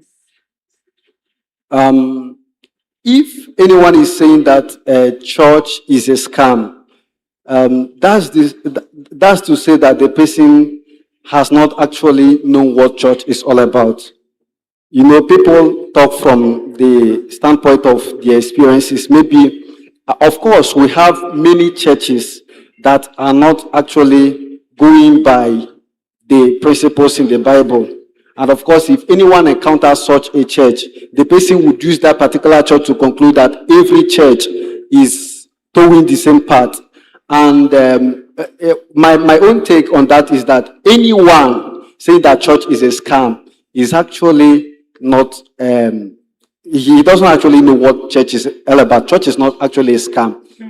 If you look at the individuals we have in the society, people that are productive in different sectors, if you check very well, you see that majority of them have been, if you trace their root, if you trace their background, you actually trace it to, church. Most of them had their upbringing. Their parents were, dedicated in church service, and they themselves were groomed in that way. And that is why they are doing well. And of course, if you see anyone who cannot, trace their history to that type of upbringing, you will see the difference. So anyone saying that church is a scam is actually as a result of misconception. So before we let you go, what is your definition of prosperity? Okay, my definition of prosperity is someone who has attained a level of peace, someone who has, attained a level of mental, someone who has nothing, puncturing his mental state. That's actually my state of prosperity, not actually in the things you have. The level of exposure you have, how knowledgeable you are. This is actually my definition of true prosperity, not actually in the material things you have acquired. Absolutely. Thank you so much for your time and for your insights. God bless you. Thank you, ma'am. Thank you.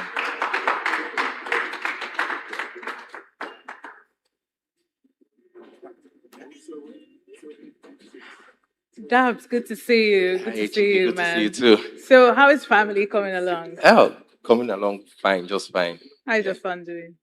How is How is your family? they are doing very well. Great, great, great. So, Dabs, the earliest I got to know you was as a musician.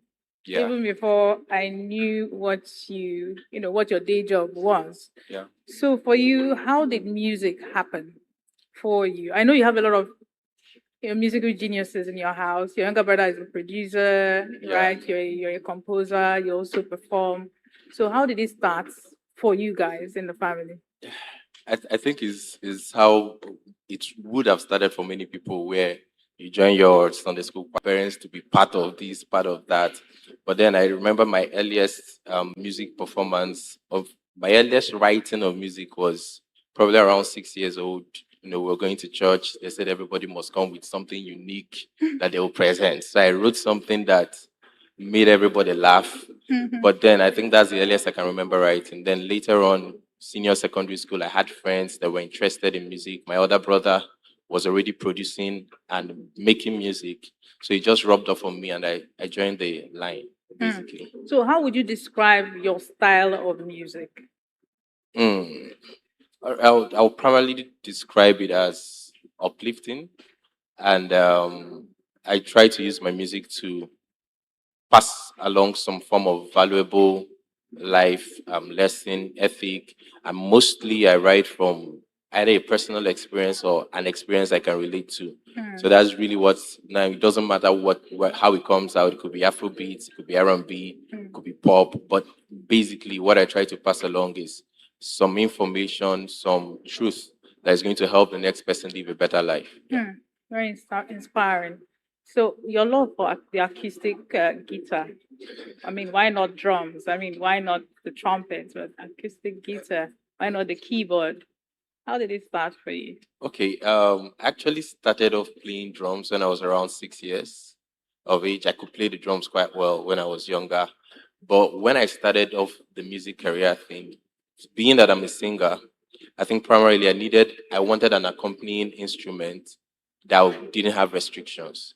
All right, the keyboard involves a lot of setup to get done. The guitar is more mobile. So that was just the only reason I decided to learn it and start moving around with it. So yeah, that was it. So what is one exciting thing you can tell us about your day job? My day job is currently is what I do mostly. I do that more than I do music right now. And during the day, I'm a software engineer. So I've spent over a decade in that field right now. So I lead teams, I build apps, I build solutions, and I develop products that better people's lives. So that's is a really exciting field to be in. So when I hear software engineer, I think about people who build apps and people who are really, really rich, people who are really, really wealthy, right? So Yeah. tell me some of the jobs that you have done in terms of building apps or probably websites that are really doing well currently. Okay. I work with a company that manages portals for tertiary institutions, and currently most of the higher institutions in the southeast run on our platform. All right, so from UNN to FUNAI to ESUT to EBSU to FUTO to most of the federal universities actually run on our platform, and some of the re-engineering of that platform primarily came from the work I did with my team. So yeah.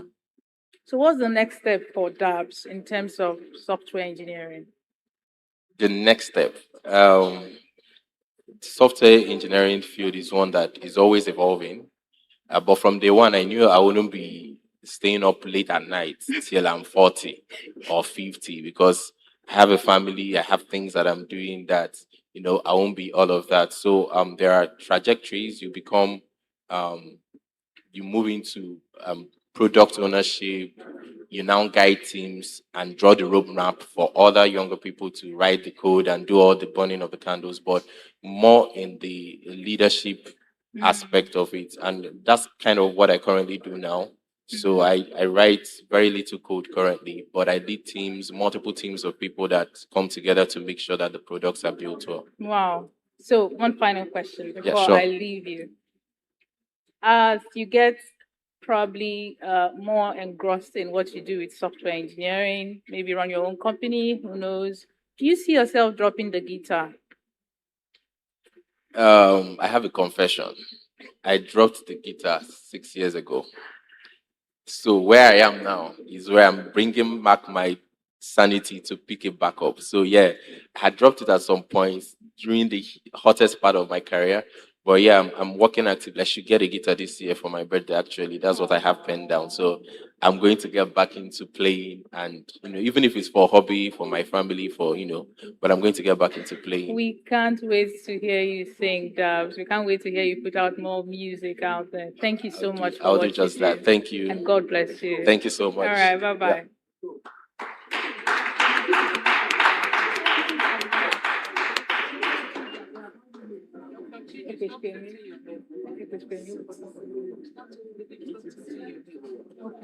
Okay.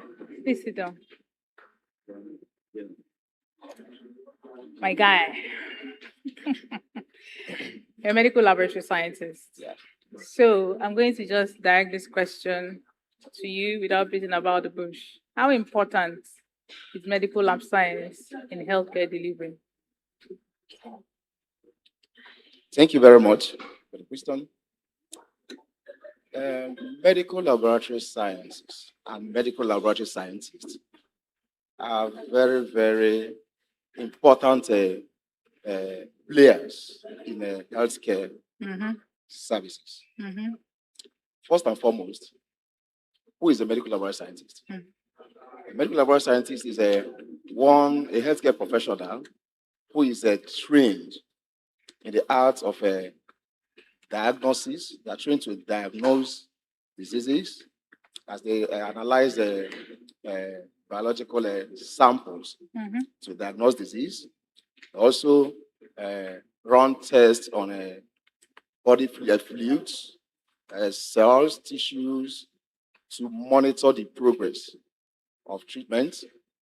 They also uh, uh, interpret results Hmm. and the findings to the clinician.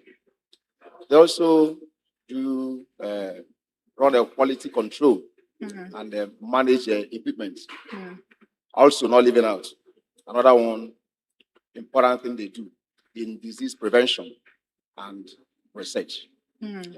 So, I can comfortably tell you or say that medical laboratory scientists or scientists are like a oracle of medicine. They are the eyes through which the gods of medicine sees. So beyond diagnostics, what other areas, are medical laboratory scientists relevant? Like I mentioned, they are very, very important. Their relevance is also found in research and in disease prevention. Hmm. They also handle equipment in making sure that the quality of laboratory results is what it should be. That is a quality control Hmm. of Hmm. laboratory of results Hmm. coming from the lab. Okay, so I was having this conversation with a pharmacist that was talking about the clinical aspects of what they do.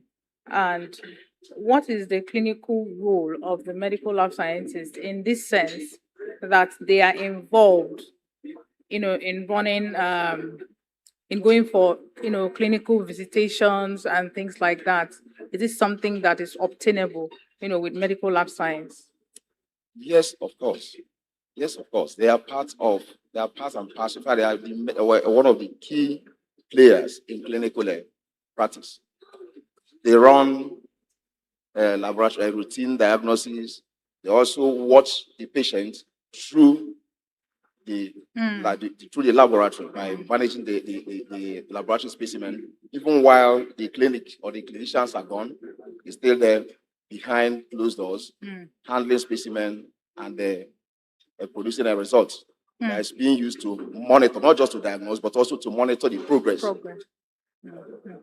Okay, so what are some of the hazards that a lab scientist can encounter in the course of discharging his duties?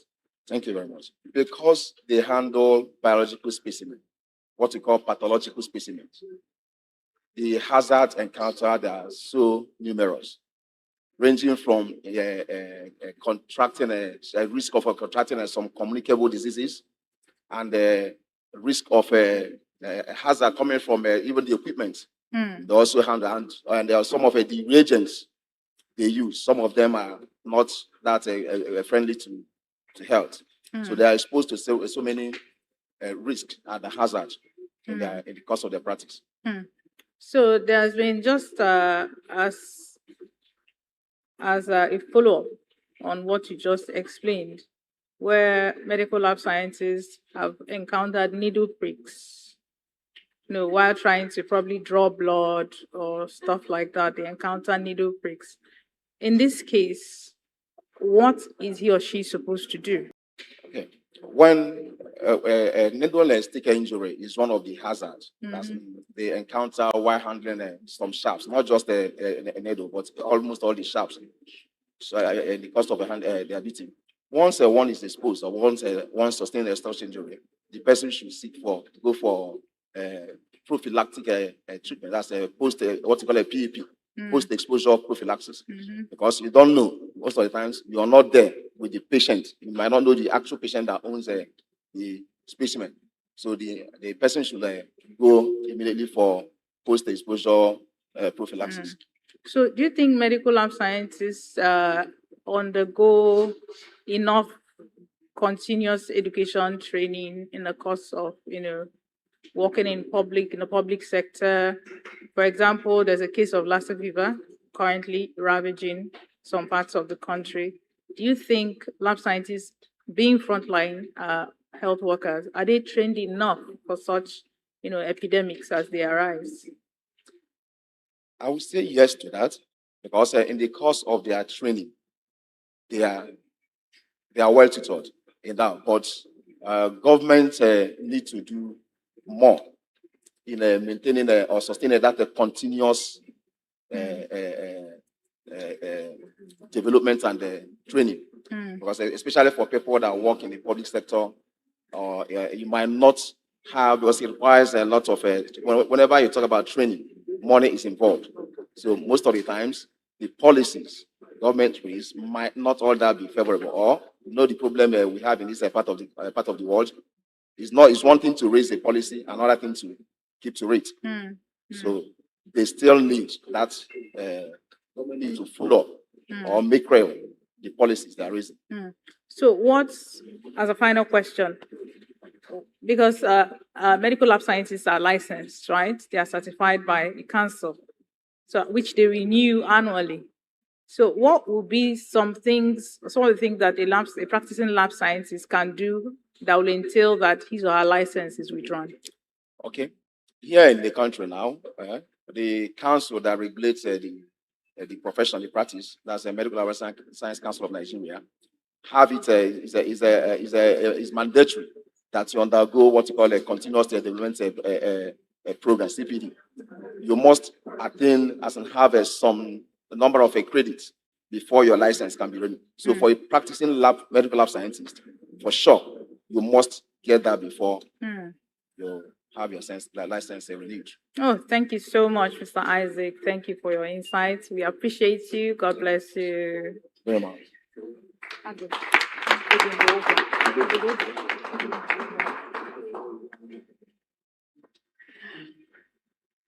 My Oga and my Ogo. I did this question. Comrade Ben Asogwa. It's always good to rub minds with you, because you're one very brilliant individual that I know. You're in the immediate past state chairman for trade union Congress. How would you explain your tenure as ENUGU State Chapter for Trade Union Congress chairman? Trade unionism is not an easy job in Nigeria, particularly when you are in a system where the government believes that wants to talk ill of certain actions, you are against them. Anytime you say they are not doing this particular thing the right way, you become an enemy already. So it's really a big deal trying to strike a balance between the need of workers and the masses, and then what government can do at that point. So, but I can tell you that there was this cordial relationship between myself and the workers, and also the government. In a way, we had series of issues, actions, and strikes, and protests, and all that. But that wasn't really done in bad faith. And at a point, government began to understand that we are not just there to fight. We are not there to fight them, but to form a good synergy that will produce results for the common Nigerians. I know quite well that an issue or a period of where sometimes even the worker may not understand you. For instance, they may want to continue push, and maybe you've already pushed to a point where you have to wait and see government's action or response. And at that point, if you start pushing further, you may be doing something that may be productive. But for them, they need you to push on. So you must have to find a way to make them understand why there must be a break. You also look at policies, especially as it borders on labor laws. So because as you do that, you look at the laws, the people behind you, the masses you are representing, the workers you are representing are the masses. Some of them may not even know about the provisions of the laws that guard activities. And as you do that, some of them will want to just take action. But you, as the person in front, having understood the modus operandi, you may not want to do it just the way they would want you to, because you know that if you do, you would have infringed on the law.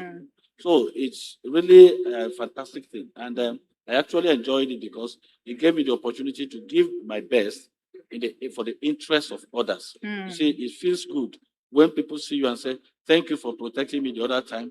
Thank you for not allowing them to swallow me. Thank you for fighting for me when nobody could talk. In fact, it gave me so much joy when I really, each time I come out and see people say, you did this for me. Sometimes I may not even know their faces. That's true. All right. So one of the areas that I know that you had a lot of, fights, for lack of a better word, is the area of dichotomy within the health, ecosystem, right? What is the state of that dichotomy? Has it gotten worse or it has gotten better over time? In fact, I can tell you for sure better. It's in the sense that if you look at the symptoms of dichotomy, they are very obvious. Recently, the joint health sector unions, they came back from many months strike.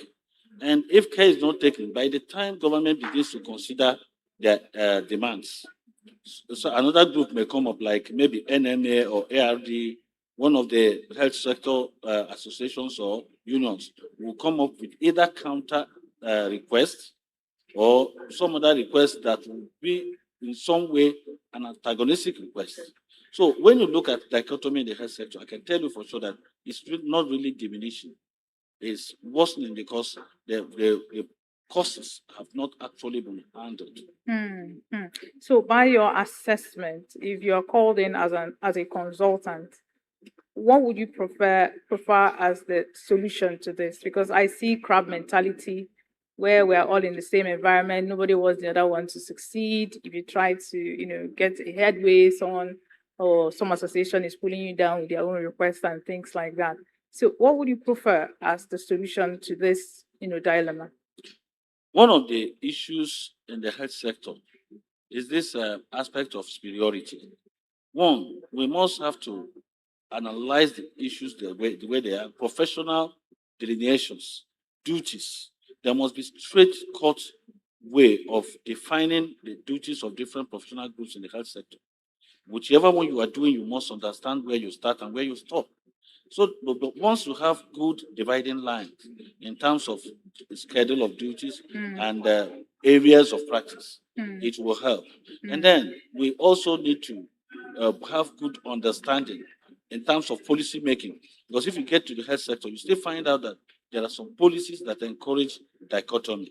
For instance, when you train a particular professional group and neglect others, they will feel isolated and begin to agitate. And one thing we have to understand is this: if you get to the health sector and train doctors to be in the best position to handle medical issues, and you fail to train nurses, by the time the doctor does his best, the nurse will mess up the patient and he will get back to square one. If you fail to train the medical lab scientist, the doctor may do provisional diagnosis and the medical lab scientist will divert his attention to something else because of poor training. So you must train everybody accordingly so that they will form a good teamwork. Because if you don't train every professional person in the sector, it may cause you a damage. Let me tell you, by the time you train other professionals and leave that cleaner untrained on how to handle hospital waste, you see the case of nosocomial, hospital-acquired infections here and there, because the same cleaner may not know how to handle infectious materials and end up infecting patients and even staff with the waste. So you must have to find a way to strike a balance and to give every professional group what they need. And there must also be high commitment by both the employers of labor and the key players in the health industry. So what's next for Comrade Ben Asogwa? Because it seems as though state going by state levels, you have reached the zenith, of unionism. So what's next for Comrade Ben Asoga? I can tell you that I haven't reached the zenith the way we define it in labor movement, because when you finish as the chairman of the Congress, you become the ex officio. The ex officio is the special advisor, the one that becomes an opinion leader that gives counsel to the leadership of labor movement and acts like the father. So at this point, I don't even rest, because the present leadership will always say, tell us, how do we do this one? How do we go about it? And that's been the way I ran my own period, because during my period as the state chairman, I had my predecessor by his side, and I would always fall back at him for advice or direction. So, and that is what I do today. So, every time we gather for whatever labor activity, I must either be there or be consulted. So, I'm still a key player in the system until the present chairman finish his tenure and then become the ex officio. That is when I will now hands off completely. Okay, so there's this clause. Forgotten the document, but there's this clause that I want you to clear up a little bit, because most healthcare professionals feel that this clause has actually kept them from, progressing professionally, and that's being medically qualified. Yes. What does that mean? You see, in the health sector, there were initially some decrees and some policies that were made in the past, where they said that the chief medical director of a hospital must be medically qualified. And then the problem now is this issue of being medically qualified. Does it mean being trained in any of the health professions or being a medical doctor? You see, so, and that is where there is ambiguity. And the Court of Competent Jurisdiction at a stage did interpret this law and said is for those that are medical doctors.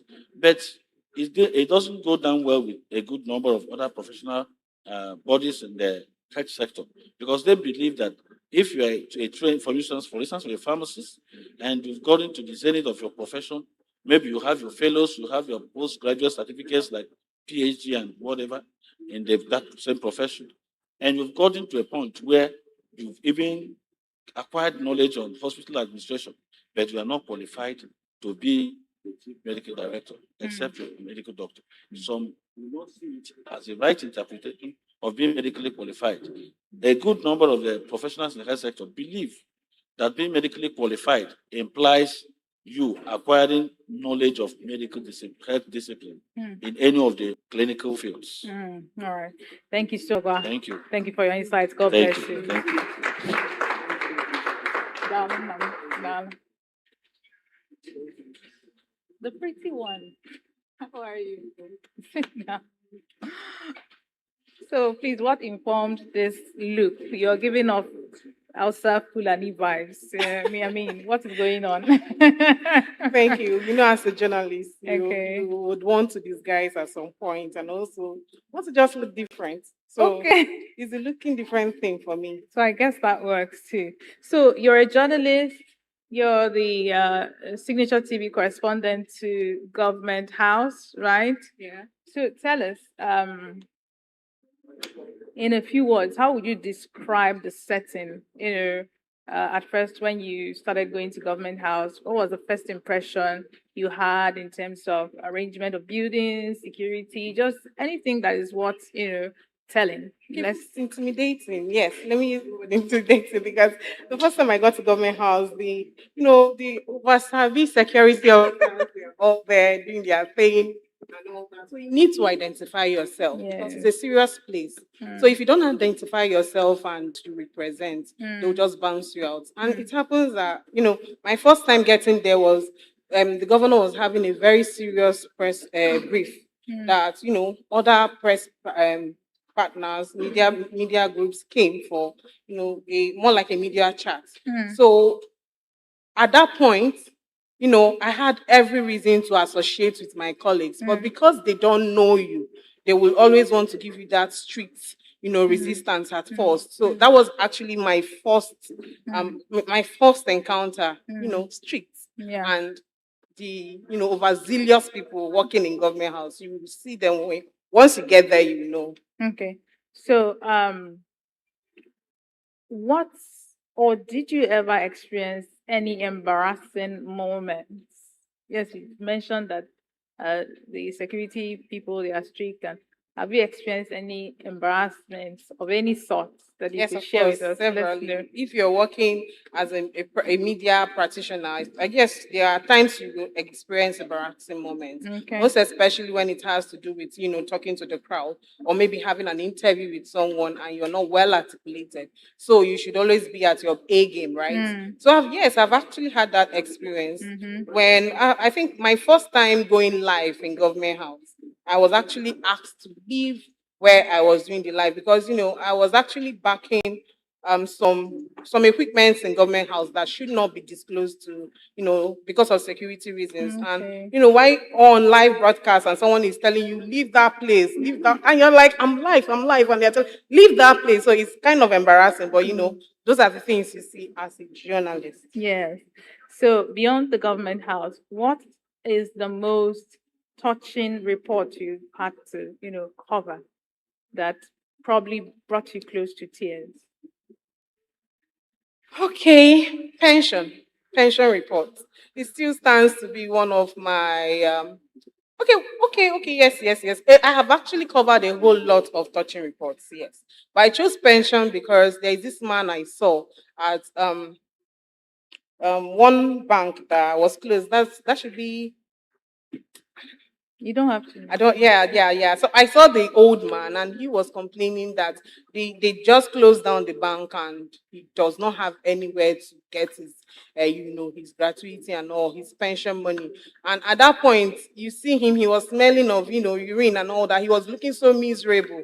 So I even had to go inside the car and get the little money I have to give to him at that point. And after the conversation with my boss, he said, no, we need to follow up this man. So following up the man, we disclosed a whole lot of things about him. The fact that his children are no longer with him, he's just alone with nobody to help him and all that. Also, Ihamufu report has been very touching and devastating. When I was reporting in Ihamufu, I was in tears because people coming out to tell you that there have been crises in their community and the government is not doing anything about it.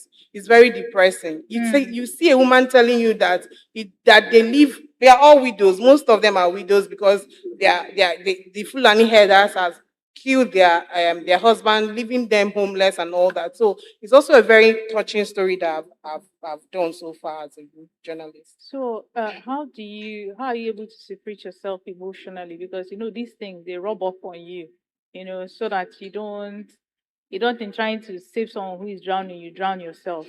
So, how do you separate emotionally? You dissociate yourself emotionally from these reports. Okay, I think that's where professionalism comes in because as a media practitioner, you should put in your A game. You should be professional. So while you're being emotional at some point, you should also understand that there are ethics that backs up your work. So you shouldn't go beyond that ethics.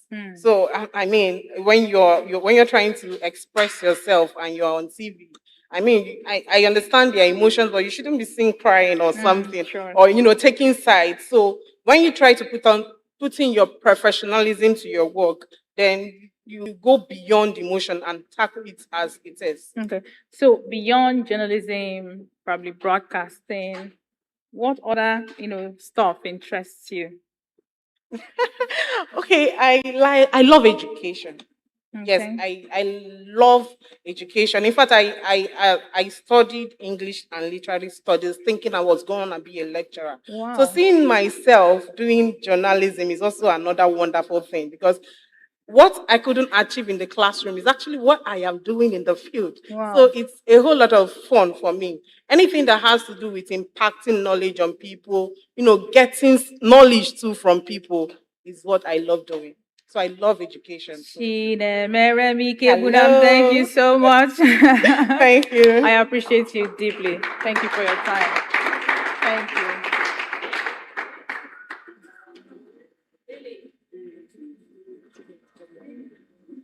I like you already. Please sit down. So, how do you take Well, I'll see it as a compliment. How do you take the compliment when people look at you and say, "Oh my God, you're such a tomboy"? I'm sure you must have gotten that, a lot of times. How do you react to that? I don't really, I don't take it personal. That's just my person. My friends here can even attest to it. Yeah, it's just me. So you're just okay. So, uh, your friends, they are predominantly male or female, and why is that? Okay. They are mixed, but I think while getting to know the females was more male, and I believe that I felt more comfortable with the guys because females are gossips actually, but you can talk to a guy and I feel free when I'm talking with them. So, but now they are mixed. So it's a well-known fact that men are more logical, while women are more emotional. How would you describe yourself? How do I describe myself? Yeah, are you more logical? Are you logical or you're emotional? Um, okay. I'm emotional actually. Things led to me acting this way. I wasn't always like this, so I guess I'm more emotional than logical actually. Can you take off some of those things that led you becoming this way, so that someone listening to you can learn a thing or two? All right. Okay. I went to a boarding school, right, and then we're very little, like about 33 in number. So out of those 33 were 10 girls and a lot of things. I was bullied a lot. So I felt me taking up this form was a way of being protective of myself. Because you cannot just see me and you just want to pick up a fight with me acting like a tomboy. So I felt this was the best way for me and I fell in love with it actually. My mom has complained a lot, but she's just me. So tell us, why do you think you were bullied back in school? I would say I had a lot of pretty girls in secondary school. So I was always told I was the ugliest. So I felt okay, no problem. So yeah, and then had I took a lot of fights. I was in so many fights. But I was always having counseling session with counselors. Would you say that bullying gave you anger issues? Yeah, and anger issue is actually it's it's in blood. Like the six of us, apart from my mom, my dad, and my three siblings, like one hot temper. Hot temper. Okay, so aside the persona, how were you able to deal with the anger issues, maturing into a young lady?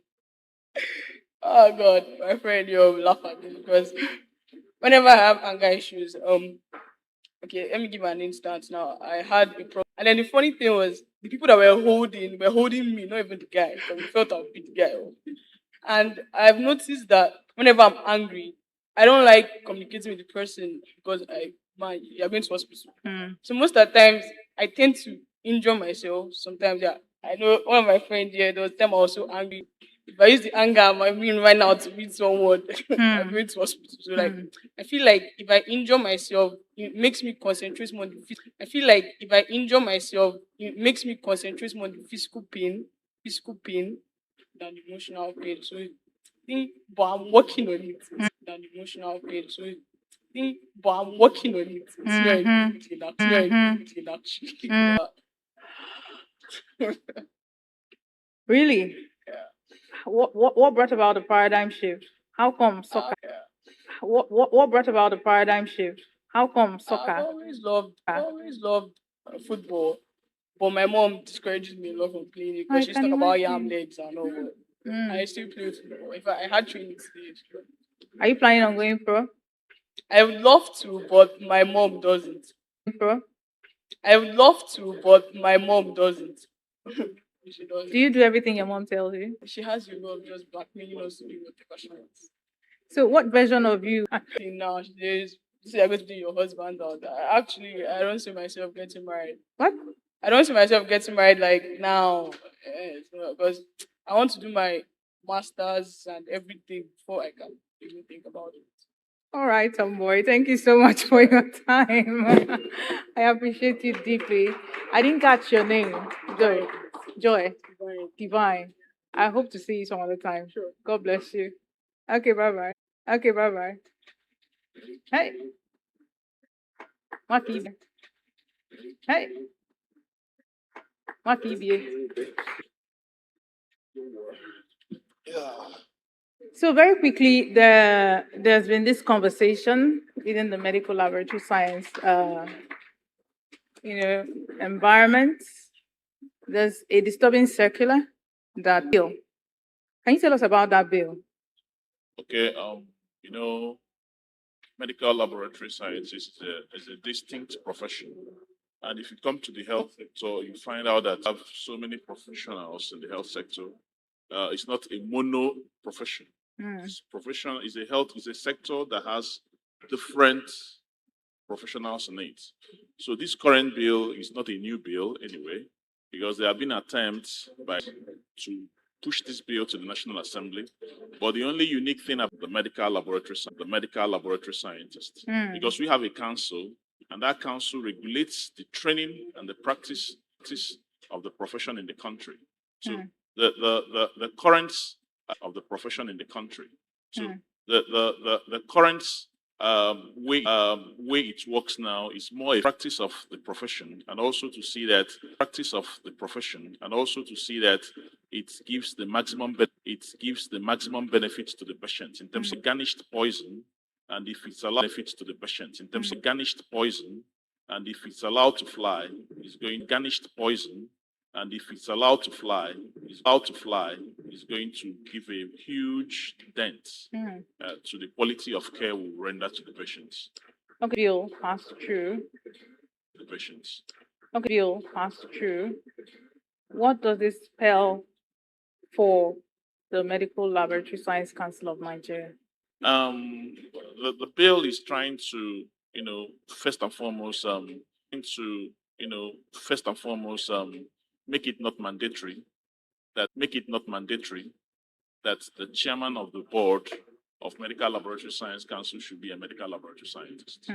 So which means that if you take any profession or anybody to govern that board, anything can happen.